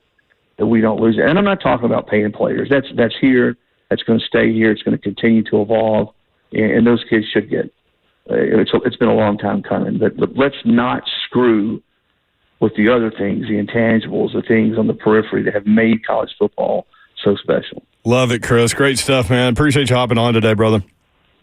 Absolutely. You see you guys. All right, there he is. Chris Lowe with us on 3HL. All right, 5 o'clock hour coming up at 5:30. Nate Snead, Tennessee pitcher, who can throw it 100 miles per hour faster than me and Babs can. That's coming up, 3HL 104.5 this home.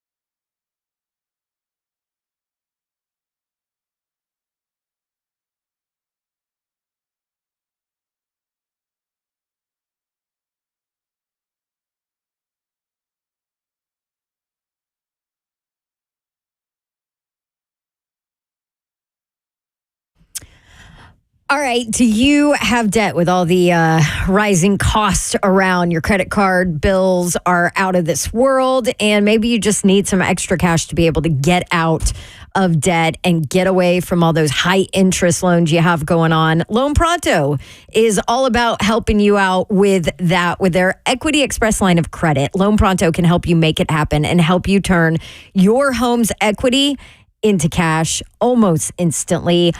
They have an AI-based system right now that can get you approval in about 10 minutes. Almost no documentation, no appraisal, no hassle, especially in this area where you can get a ton of money, hundreds of thousands of dollars out of your home, and then use that money to pay off all of your other high interest loans, kind of consolidate everything. And they've kept track of this. And the average homeowner is saving over $850 a month by doing that. Imagine what that is per year. Loan Pronto wants to help you out. LoanPronto.com. Start the whole process there or call them now, 615-499-5780. That's 499-5780. LoanPronto.com. Loan Pronto, NMLS 1661781. Subject to lender approval, equal housing lender.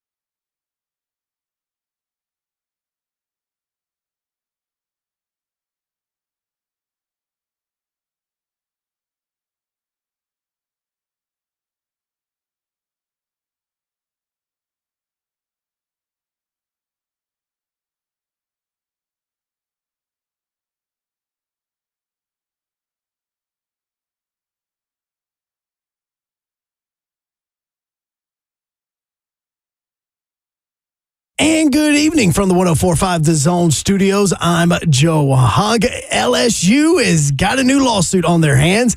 This time it comes from a former head coach, as Les Miles is suing the school for vacating wins in response to an NCAA infractions case. What he is saying is that the vacation of those wins has dropped him from qualifying for the College Football Hall of Fame. The AFC North is going to be featured on this season's in-season version of Hard Knocks, with the first episode of this year coming on December 3rd. And tonight, it's Celtics and Mavs as Boston tries to wrap this thing up in Massachusetts. 7:30 is when the game is going to be tipping. You can watch that on ABC. For all your foundation repair and waterproofing needs, you need to visit USSTN.com.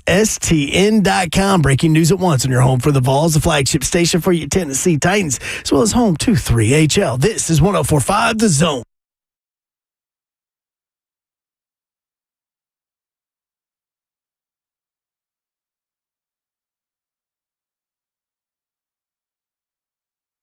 HL 104.5, The Zone. Brett Doherty with you. Hope you're having a great Monday. The week is off and running.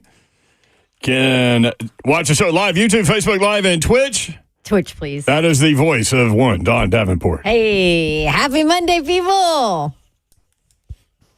Let's do this. If you want some entertainment, check out Georgia. Is it Georgia Football's Twitter feed? Correct. Zeph. Y'all. Producer of 3HL. They posted at Georgia Football. At Georgia Football. They posted a picture that is still up on National Mascot Day of... Today's National Mascot Day, by the way. Yeah, happy National Mascot Day. It'll never be the same when you look at this picture and then all of the comments that come after it. We'll just leave it at that. It's homework assignment for you guys. Like, who thought that this picture was okay? Listen, we might have people driving in the car that can't look at the picture, that can't look it up. It's a picture of both Mayor, of their... I would like you to describe this for me. I will. Good luck. It's a picture of both of their mascots. The human and the dog. Right. For those... The animal. Spoiler alert. There's a person in the suit of Harry the dog, right? The big mascot. And then the dog, Ugga. And Harry is behind Ugga. And it's an unfortunate picture that is still somehow up 2.5 hours later. And the comments are unreal. It says, Happy National Mascot Day, #Go Dogs. Yes. I think you can probably tell. The one mascot's behind the other mascot. Mm-hmm. It's a bad look. Yeah. Or a really funny look. Like, who posted this? Do you think that this is some innocent intern that doesn't know how some people might look at that picture? Zeph, what do you think? Yeah, I think it's some... As a guy who does this for us.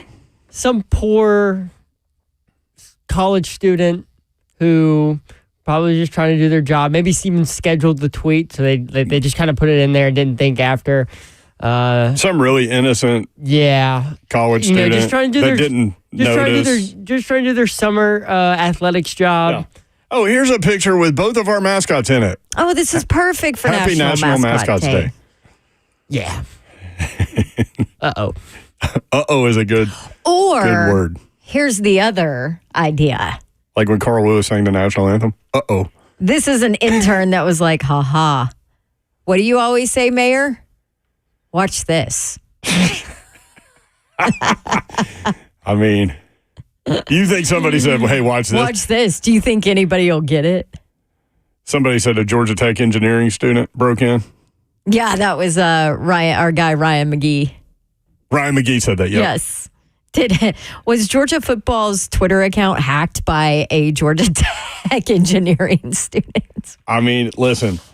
It looks sometimes like it was a hack. You know how neighborhoods have their little chat room thing on Facebook or whatever, and you see a comment and then you see or you see a post and you see 200 comments, and you go get a glass of wine and sit down. That's what this is. Mm-hmm.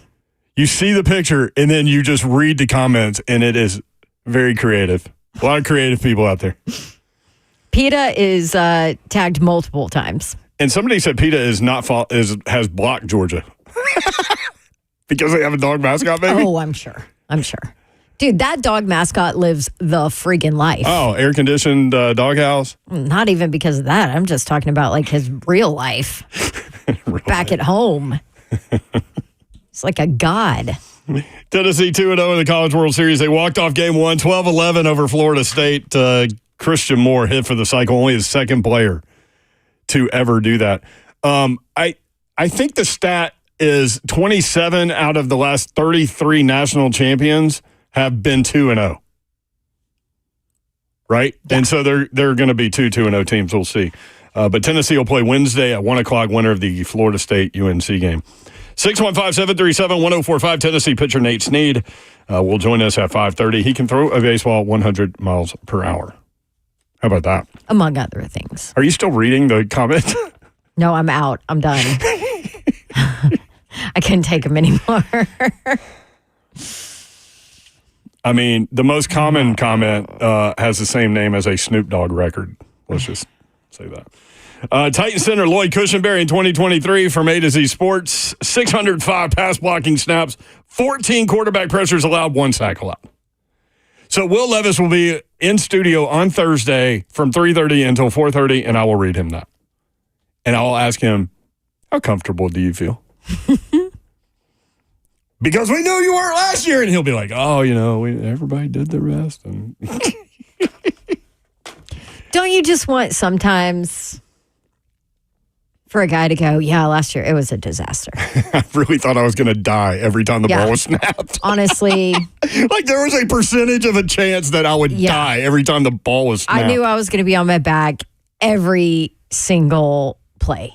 I was just hoping I could get the ball out and do something before that happened. We were calling him chalk outline. I mean, he got hit. It's not even the sacks. It's how many times you got hit. Yeah. Because my man got rid of the ball. You know what I mean? Yeah. And to his credit, and this is how tough he is, he was trying to work the ball down the field too, which means he knows he's going to get popped. What was there, one game, I think, where he had a little bit of time? That was the first game. Yeah. Against Atlanta. Falcons. Where they just played base. Like, we knew going into the week, like, what do you do with Will Levis, a rookie quarterback, making his first start? Right. You let him make mistakes. You play base. And boy, he didn't. Well, because you also don't know what you're going to get out of a rookie quarterback yet, right? You can watch all his film from college, but it's not a similar system. It's not, The other tough part for him, I think, playing quarterback is that nobody had to blitz to get pressure on you. Right. Right? So that means you're getting pressured and there are a lot of people in coverage. That's a tough combination. But yeah, that's coming up on That's Thursday. That's a tough life. In the next segment, Tennessee pitcher Nate Snead will talk more about the College World Series and the Titans. 615-737-1045.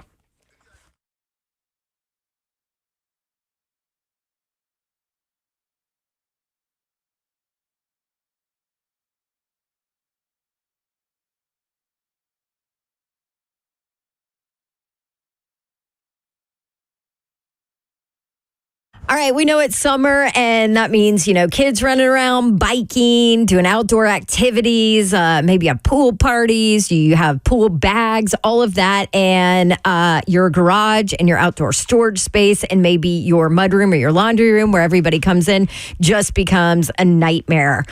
Dirty shoes, outdoor toys, tools, you name it. Well, guess what? Artisan Custom Closets can help you out with that. ARTISAN CustomClosets.com is their website.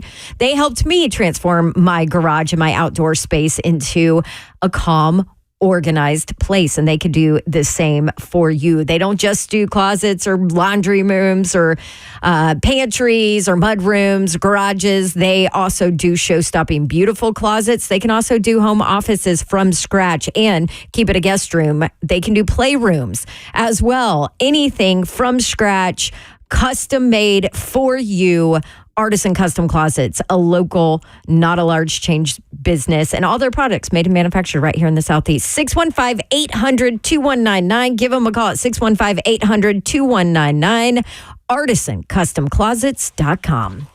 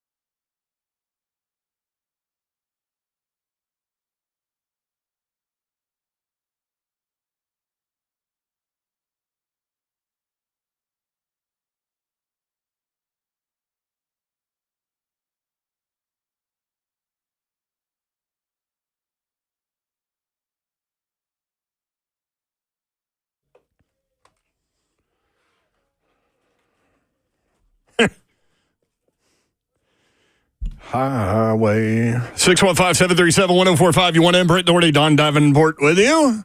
Executive producer of 3HO is Zeph. What's up? Reed in there helping. NBA tonight. You guys in or are you done with it? I'm done because I think it's done. You're wearing Celtics green, though. Not really. I thought that's why the outfit was chosen. No. For the Boston Celtics. Definitely She's wearing green and white. Yeah. Her pants are white, so yeah. Trying to get their 18th. But this is not Celtics green. Sure it is. Green's green. It's Kermit the Frog here. This is like, this is more of like a... More on the minty side. Yeah. I'll give you that. It just looks greener on the YouTube. I'm bad at colors zone chat. anyway. Like, I tried to go buy a new pair of black socks for my black suit for the wedding. Did you buy navy? I held it up, and I put it next to something black that I thought was black. I was like, this is black. And then I took it into another light, like to go pay for them. And I was like, wait a minute, this looks like it might be navy. Like I've told you this, I thought the Chicago Bears uniform was black forever. I mean, forever, until like 3 years ago. I remember that. I'm like, wait, what? It's navy? I thought they were black. Like when you're a little kid, you're drawing like football uniforms. I don't know if y'all did that, but like football helmets and stuff, I would use black for the Chicago Bears. Really? Yeah. I mean, that Walter Payton team that went to the Super Bowl, that was one of my favorite football teams ever. Thought they were wearing black. Yeah. So I'm bad at colors. Come to find out it was navy, and then they didn't have a pair of black socks. And then she went in the back and found a box full that they had just gotten in a shipment, and the first one she opened were black. So good. So she helped you. Crisis averted. So I was trying to think of like some of the funny stories from the wedding. By the way, Tennessee pitcher Nate Snead at 5:30, he can throw a baseball 100 miles per hour. And we haven't talked about this, and why not? So there was a group text thread that was started, and it was, who was on it? Me, you, Travis, your husband, Ramon, Bert, and Buck. Mm-hmm. So these fools start texting at like 7:30 in the morning on Saturday morning. They're going to go to the aquarium. Yeah. And I'm like, is this real? Like, y'all are really going to the aquarium? Like a bunch of families and y'all. You know what I mean? Yes. So I thought they were kidding. And me and you and Travis went to breakfast. Yeah. We did not go to the aquarium. I thought they were kidding. They were not. The aquarium was right across the street on the water. It was huge. I mean, massive building. Massive. It was probably really cool. It was really cool. They showed me the pictures. Yeah. And so I said, every aquarium I've been in looks like it's 1978. You know what I mean? Like you go to the Gulfarium down by Destin or whatever. It looks like it's 1978 in there. I can't. You've never done that? I can't join in this conversation. You've never done that? No. So, I mean, they had a great time. When they came back, Bert had a bag like he bought a souvenir. I'm like, these fools were at the aquarium. Oh, my gosh. I asked him if the dolphins were high. And Bert, Buck sent back a picture of, I don't know about the dolphins, but this guy is. And it was a picture of a blowfish. But it was like a weird looking blowfish. Yes. I don't know what it was. I mean, he looked high. Oh, man. They went to the aquarium. Not only did they go to the aquarium, they started texting about it at 7:30 because Bert said, I'm going to hop on this website and get us reservations for 9 because it opens at 9. Like they were going at 9 a.m. in the morning. I'm like, we're After not going having there. been out the night before. We're going to breakfast. So me, you, and Travis went to dinner the night before. They all went out. Yes. Somewhere. I don't even know. I don't even know where they went. You know what? I think it was like a Roscoe's or something like that. Which is the same name of the place in Oklahoma. Yes, in Omaha, the Rocco's Pizza. Whatever it was. But this is something different. Yeah. Same name. But they were like in that, we passed like a trendy area near Long Beach or whatever. And it was like bar. That's when we were in the Uber watching the Tennessee stuff come through. And so they'd stopped over there. I don't know what they did. I just knew if I was going to function the next day, I did not need to drink anymore the day before. So I made a wise executive decision to make sure that I was ready for the wedding. Speaking of, there is a Jell-O shot update. Again, Roscoe's Pizza in Omaha. You can go as a fan, tell them which team you're for, buy a Jell-O shot, and it goes on the board. So they've got a Jell-O shot scoreboard. Portions of the proceeds go to whatever food bank thing that they have out there. You've got an update? Tennessee was in a commanding lead at noon. So every 5 hours, they give an update. This one was from about 26 minutes ago. In first place still is Tennessee at 9,011. In second place, A&M at 6,013. Kentucky's in third place at 5,333. North Carolina in fourth at 4,280. Then Florida State at 3,534. And then Florida at 30,57. And they got off to a slow start. So what is the Tennessee lead? They're up by almost 3,000. Wow. Okay. Not quite the 50,000 that LSU had, but it's getting there. LSU fans left their mark on Omaha, Nebraska last year. I think Tennessee, they are in the top. I believe they're in the top 6 of all time so far. I think they cracked that yesterday, but they don't even play till Wednesday. Like, what does Tennessee fan do? Like, Tennessee fan goes there and stays through the entirety of this event. What do they do with like 3 days off, 2.5 days off? Drink Jell-O shots? Go to Rocco's. I mean, are there things to do in Omaha? I have no idea. Yeah, Omaha's awesome. It is? Yes. Dude, okay, this is really random. Mutual of Omaha, they've got like the wild animals and stuff, right? I mean. Wait, that was a show I'll say back in the day. This is going to blow your mind, the best sushi I've ever had in downtown Omaha. Ever. Is that right? That is, I am telling you the truth. It was one of the best restaurants ever. And the best sushi that I have had in Omaha, Nebraska. They've, it's one of those places, they fly it in daily, whatever. But it was so good. Like, the downtown Omaha area is awesome. And I was there, I was there Vandy's first ever trip to the College World Series. So that was, God, what was that, 12 years ago now? I bet that was an incredible time. It was so cool. One of my best friends, a huge Vandy guy and all that, and went. And it was unbelievable because that team was just... That team was special. Vandy boys. We talk about chemistry with this Tennessee team, like that team had chemistry, All of their teams do, man. When I say it's a family thing, it is a family thing. That is for sure. With Tim and Maggie Corbin. Oh yeah. Their holidays are ridiculous. Yeah. I mean, she's got like 8,000 sons. She really does. Mm-hmm. And they ride around in their golf cart. And Corbin told me he likes to go out to eat every night. Like, that's their thing. Which is cool. I don't mind that either. Tennessee pitcher Nate Snead joins us now on 3HL. Nate, what's up, man? How are you? Good. How are you? Doing well. So what did you guys do today? It was actually an off day. Kind of relax, kind of do some recovery. How about that? Long past few days, so it's been kind of nice to relax. I mean, obviously, let's go back to Friday. You end up with the win. What's going through your mind in the dugout as that bottom of the ninth kind of matriculates itself? I was thinking about how I might have to go back out there and pitch some more, but thankfully we didn't have to do that. But I mean, it was really fun. I'm pretty superstitious, so I was standing in the same spot, holding my glove and a ball in my hand the whole time, the same way. So it was pretty cool to watch. All right. So what are the exact thoughts, emotions when Blake's up first? Just kind of confidence, honestly. We have a lot of confidence and we have a lot of trust in him. He always goes up there, does his thing. You never know what it's going to be, but he's going to go up there and give a battle.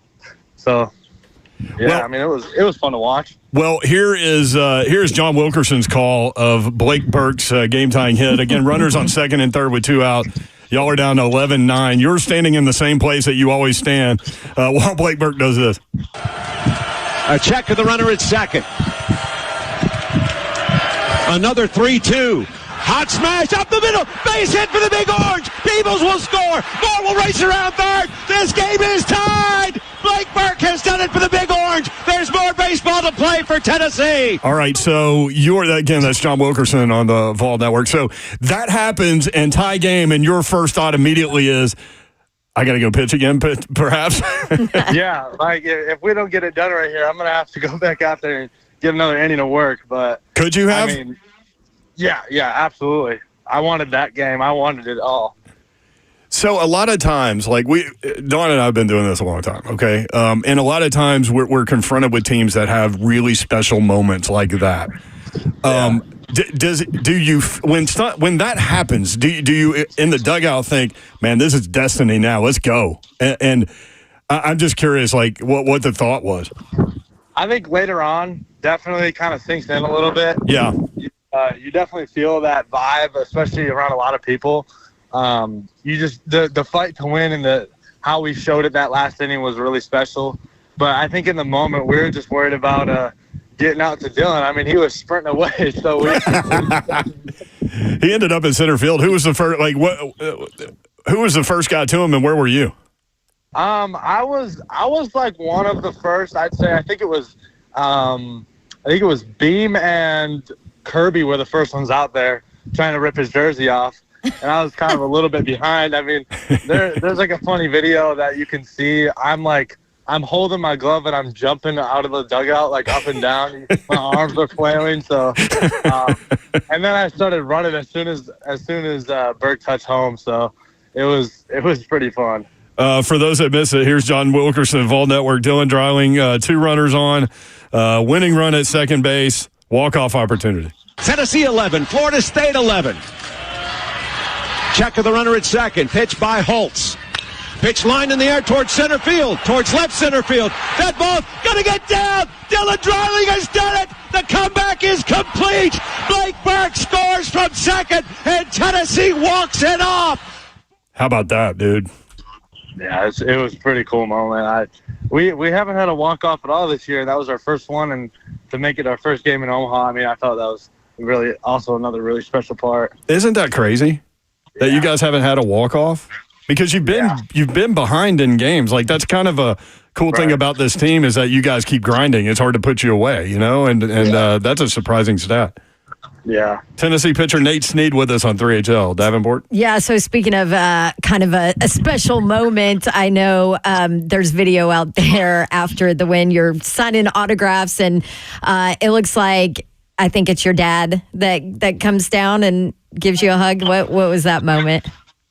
Me and my dad shared a lot of special memories on a baseball field, and we've dreamed about this for a long, long time, and having it finally come true and him being there for it is really special. So kind of a big hug after the game is always really meaningful, especially yesterday after closing out the second game, after going 2 for 2 on closing out the games. And on Father's Day, it was really special to me. I think Pops was shedding a tear or two, huh? Oh yeah, he's a big crybaby, but I mean, I get it. I definitely don't blame him though. I love it. Tennessee pitcher Nate Snead with us on 3HL. I read on the Tennessee website. This may or may not be true, but there's a reason why I'm asking you this. Favorite actor, Mark Wahlberg? What? That's my guy. That used to be Don Davenport's favorite actor as well. Yeah, I love his movies. He's a good action.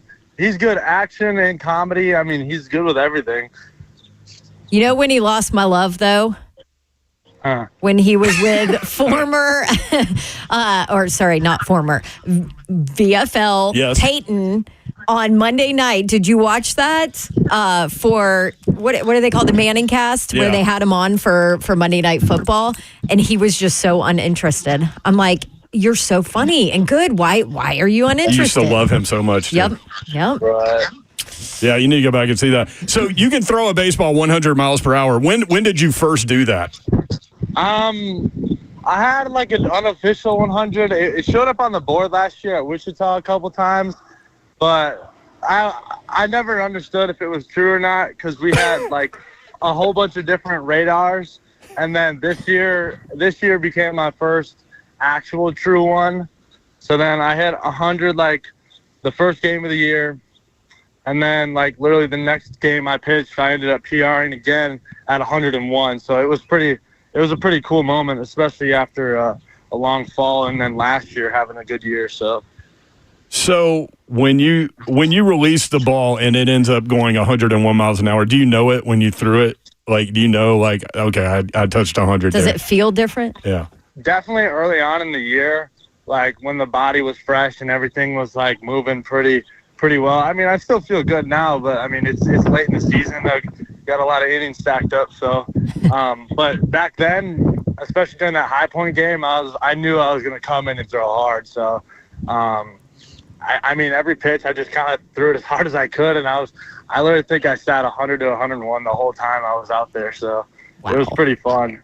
Tennessee pitcher Nate Snead with us on 3HO. So take us back. So I went back and kind of looked just you coming out of high school and all of that, not heavily recruited out of high school. And part of that probably is it's not like, is it Wisconsin is a baseball hotbed maybe?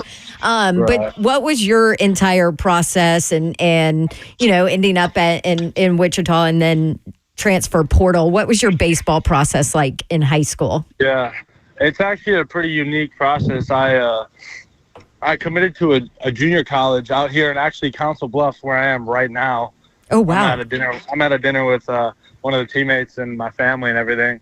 But I committed to Iowa Western my senior year fall, and then I was literally packing up to go, like, get ready to leave and everything like that, like a month early, and then the coaches from Iowa Western actually took a job over at Western Kentucky. Oh, wow. So then I actually decommitted from Iowa Western, reopened my recruiting process, and I had to find a home within, like, literally a month. Wow. Because that was when I was leaving. So then I found Wichita. I liked it, liked the coaches and everything. Went there in the fall, and then we had a little coach hiccup in the fall, and our head coach ended up getting let go. Ooh.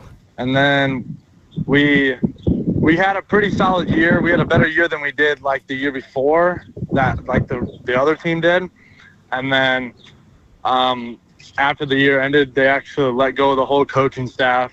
So then I entered the portal and came to Tennessee. So yeah. So what is that portal life like? Like how long were you in the portal? Why Tennessee? Like what sold you on Tennessee from Tony V? Yeah, the portal is insane. It is like, I mean, the portal opened, it was like May 31st, I think it was last year. And I was like, the night before, I was like, I got to make sure like I keep my mind off of it because I know it's going to be busy. And like I tried to like sleep in and kind of just like ease into the day. I ended up waking up at like 6:30 and I looked at my phone and I already had like 20 missed texts and like 12 missed calls. Wow. Oh my gosh. And I'm like, this is going to be a really long day. So like the first day, I think I had like 43 schools reach out. Wow. And then, which Tennessee would be one of them. But in the end, I picked Tennessee. Tennessee is my dream school. I wanted to come here for a while, and I've always been watching them kind of like throughout high school. I always kept up with them. So it was a lot of fun to watch. I had the chance to come here out of high school, but just the offer wasn't right, and like the timing was just bad. So now that I'm here, it's pretty awesome. What makes Tony Vitello special from a player perspective? Yeah, he's such a player's coach. He's super understanding. He's super low key. He's like, I know the media loves him, and he's a really good talker, and like that's how he is at all times. He's just a really good person. He knows how to coach well. So I think we all love being around him. Well, you guys don't play again until Wednesday. It pays to win in Omaha, man, for those arms, right? Yeah, absolutely. So, hey, have fun at dinner, man. Thanks for stepping away from for us, and we really appreciate it. I know Tennessee fans appreciate it. Yeah, of course. Thank you for having me. All right. Thanks, Nate. There Congrats. he is, Nate Sneed, 101.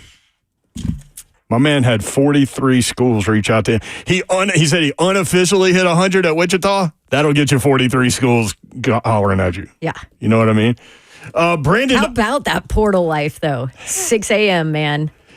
I knew it was going to be a long day, he said. Brandon Ayuk, the 49ers wide receiver, had some interesting things to say about his team. We've got that for you next. 3HL 104.5 The Zone.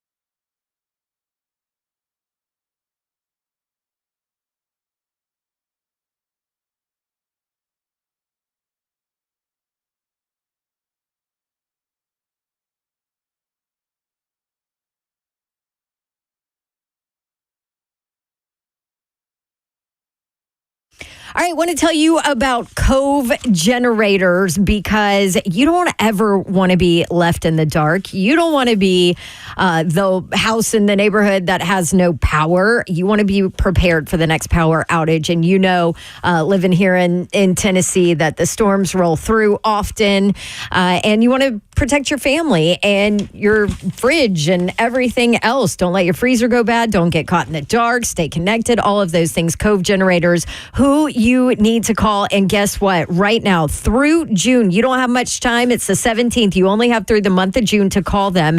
And with the purchase of your Generac automatic standby generator, you will get a free 10-year warranty upgrade, over $1,000 value. Then on top of it, if you just tell them you heard about them on The Zone, from Slay, from Dawn, from 3HL, you'll get an extra $500 off of your purchase. They have financing available. It's more affordable than you think. And let's say you've got a busy June. You can go ahead and call them right now.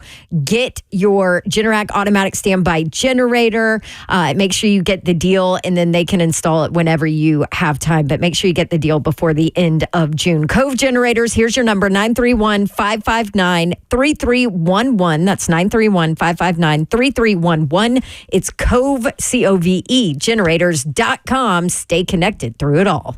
What's happening, people? This is Ron Slate coming to Holistic Stem Cell Therapy with Kellum Stem Cell Institute. You know from all of my stories that when I'm telling you about playing for a long time, my knees hurting, my shoulder popping out, all of these things that seem to hold you back from being able to do regular workout things. Just be a normal guy want to go to the gym without any inflammation flaring up. What do you do to stop it? What do you do to cure it? You do holistic stem cell therapy. It's your body, your cells, your solution. All that happens is you harvest your body's stem cells, and they also store them for future and continued use. These cells are used back right there into your body and redeployed based on the need. So with my right knee, I got it directly onto my knee, took the inflammation away. Shoulder, exactly the same thing. Haven't had any problems with it. Also helps with heart failure, lung issues, autism, and arthritis. These are true stories that everybody knows works. That's done them. All you got to do is go get you a consultation at 615-850-4415. Get your consultation and talk to Dr. Kellum right now, directly. You sit down, ask him every question that you got. All you got to do is go to KellumStemCellInstitute.com.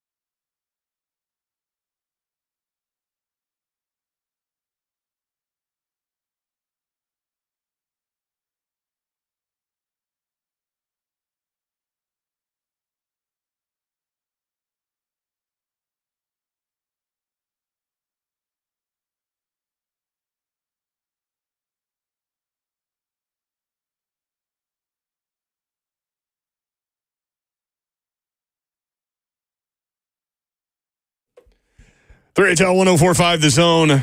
Brent Doherty, Don Davenport with you.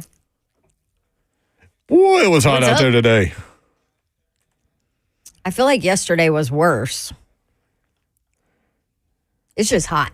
Wasn't outside a lot yesterday. We've been spoiled in Nashville. If you are new to Middle Tennessee, the last month is not real life.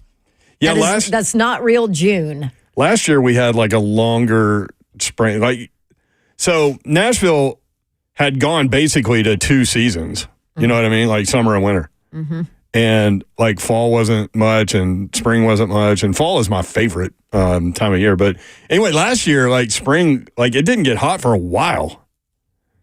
And now we're in the 90s every day. 615-737-1045, always the phone number. Basketball coming up tonight. College baseball coming up tonight. By the way, the Celtics are a 6.5-point favorite to go ahead and close out Dallas. 7:30 on ABC.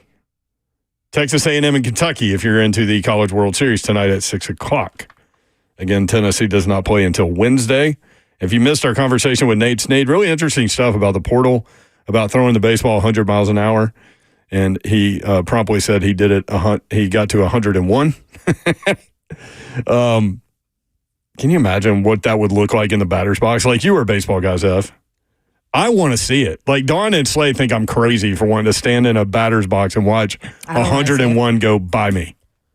I would need someone who I know is going to throw it into the strike zone because a lot of those guys that can get up to the 100s they lose control at that speed. Yeah. And it could come at you. I don't want to get hit with a 100-mile-per-hour baseball. Well, nobody does, but I want to see what it looks like. I'm going to put, like, if Nate Snead wanted to throw me one at 101 miles per hour, I would stand in the batter's box and watch it. It's like the umpire last night, who had to leave the game for possible concussion, got hit in the face mask with a 97-mile-per-hour fastball. That's why he had a possible concussion, had to leave the game. Yeah.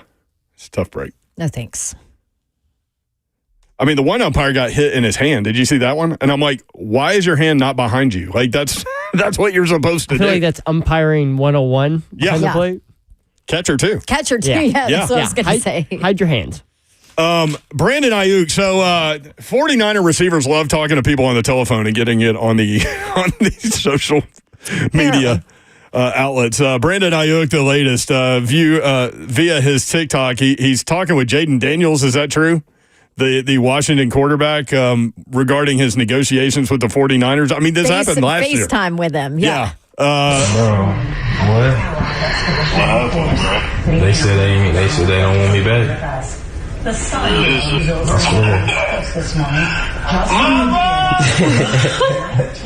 I love how they're laughing about it. They don't want me. They said they don't want me back. Jaden Daniels was his room or his. Yeah, they. I think they were roommates at one point, but they were teammates at Arizona State. Yeah. I mean, didn't this happen with Deebo Samuel? They don't want me back. Or was it A.J. Brown? One of those guys got the same thing happen. Did they call each other? Maybe that's what it was. Oh, you're talking about, that's how we found out a bunch of info. Yeah, that's what it was. But theirs, I think, was somebody else that was there that was recording it. Deebo Samuel got his deal done. A.J. Brown obviously did not. Yeah. What I heard was that Rand Carthon tracked down Deebo Samuel and went and visited with him and got it done. Like he was the guy that got it done. That's what I heard. I could see that. Or was Rand Carthon when A.J. Brown needed a new deal? Yeah. Well, they wouldn't have had all that money to spend this offseason. Is it too early to judge Rand Carthon? Or do you, is this more like a year one for him still, even though it's year two? Yes. I think that's true, too. Didn't he say that this was his first draft? Isn't that how he put it before the draft? Like, this is that my what he first said? one? I think he alluded to something like that. Because I know Vrabel and J-Rob had different picks that they made. Well, but I think Carthon was basically saying, I kind of sat back last year and took it all in. So even though he was in charge, he's been vocal about just sitting back, right? Last year. Not anymore. I mean, but we also have to remember he had a whole lot of Shiano to fix. And still does. Jawan Jennings got a 2-year deal on that 49er wide receiver room. Well, apparently they don't want Ayuk. That's what he said. Is that true? He wrote in the caption of the post, "I'm laughing, but I'm crying, FR." Laughing, crying. Tuesday edition coming up tomorrow. Jim Wyatt will join us. We'll have some Titans topics for you. Again, Will Levis coming up on Thursday in studio, 3:30 until 4:30. It's going to be fun. Going to be fun. Man, really appreciate y'all including us in your day. It means a lot to us. Spread the word about 3HL and about 104.5 The Zone, and we appreciate you being with us. Good night. God bless. See ya. Wouldn't want to be you. Unless you're Traylon Burks or Tajay Spears.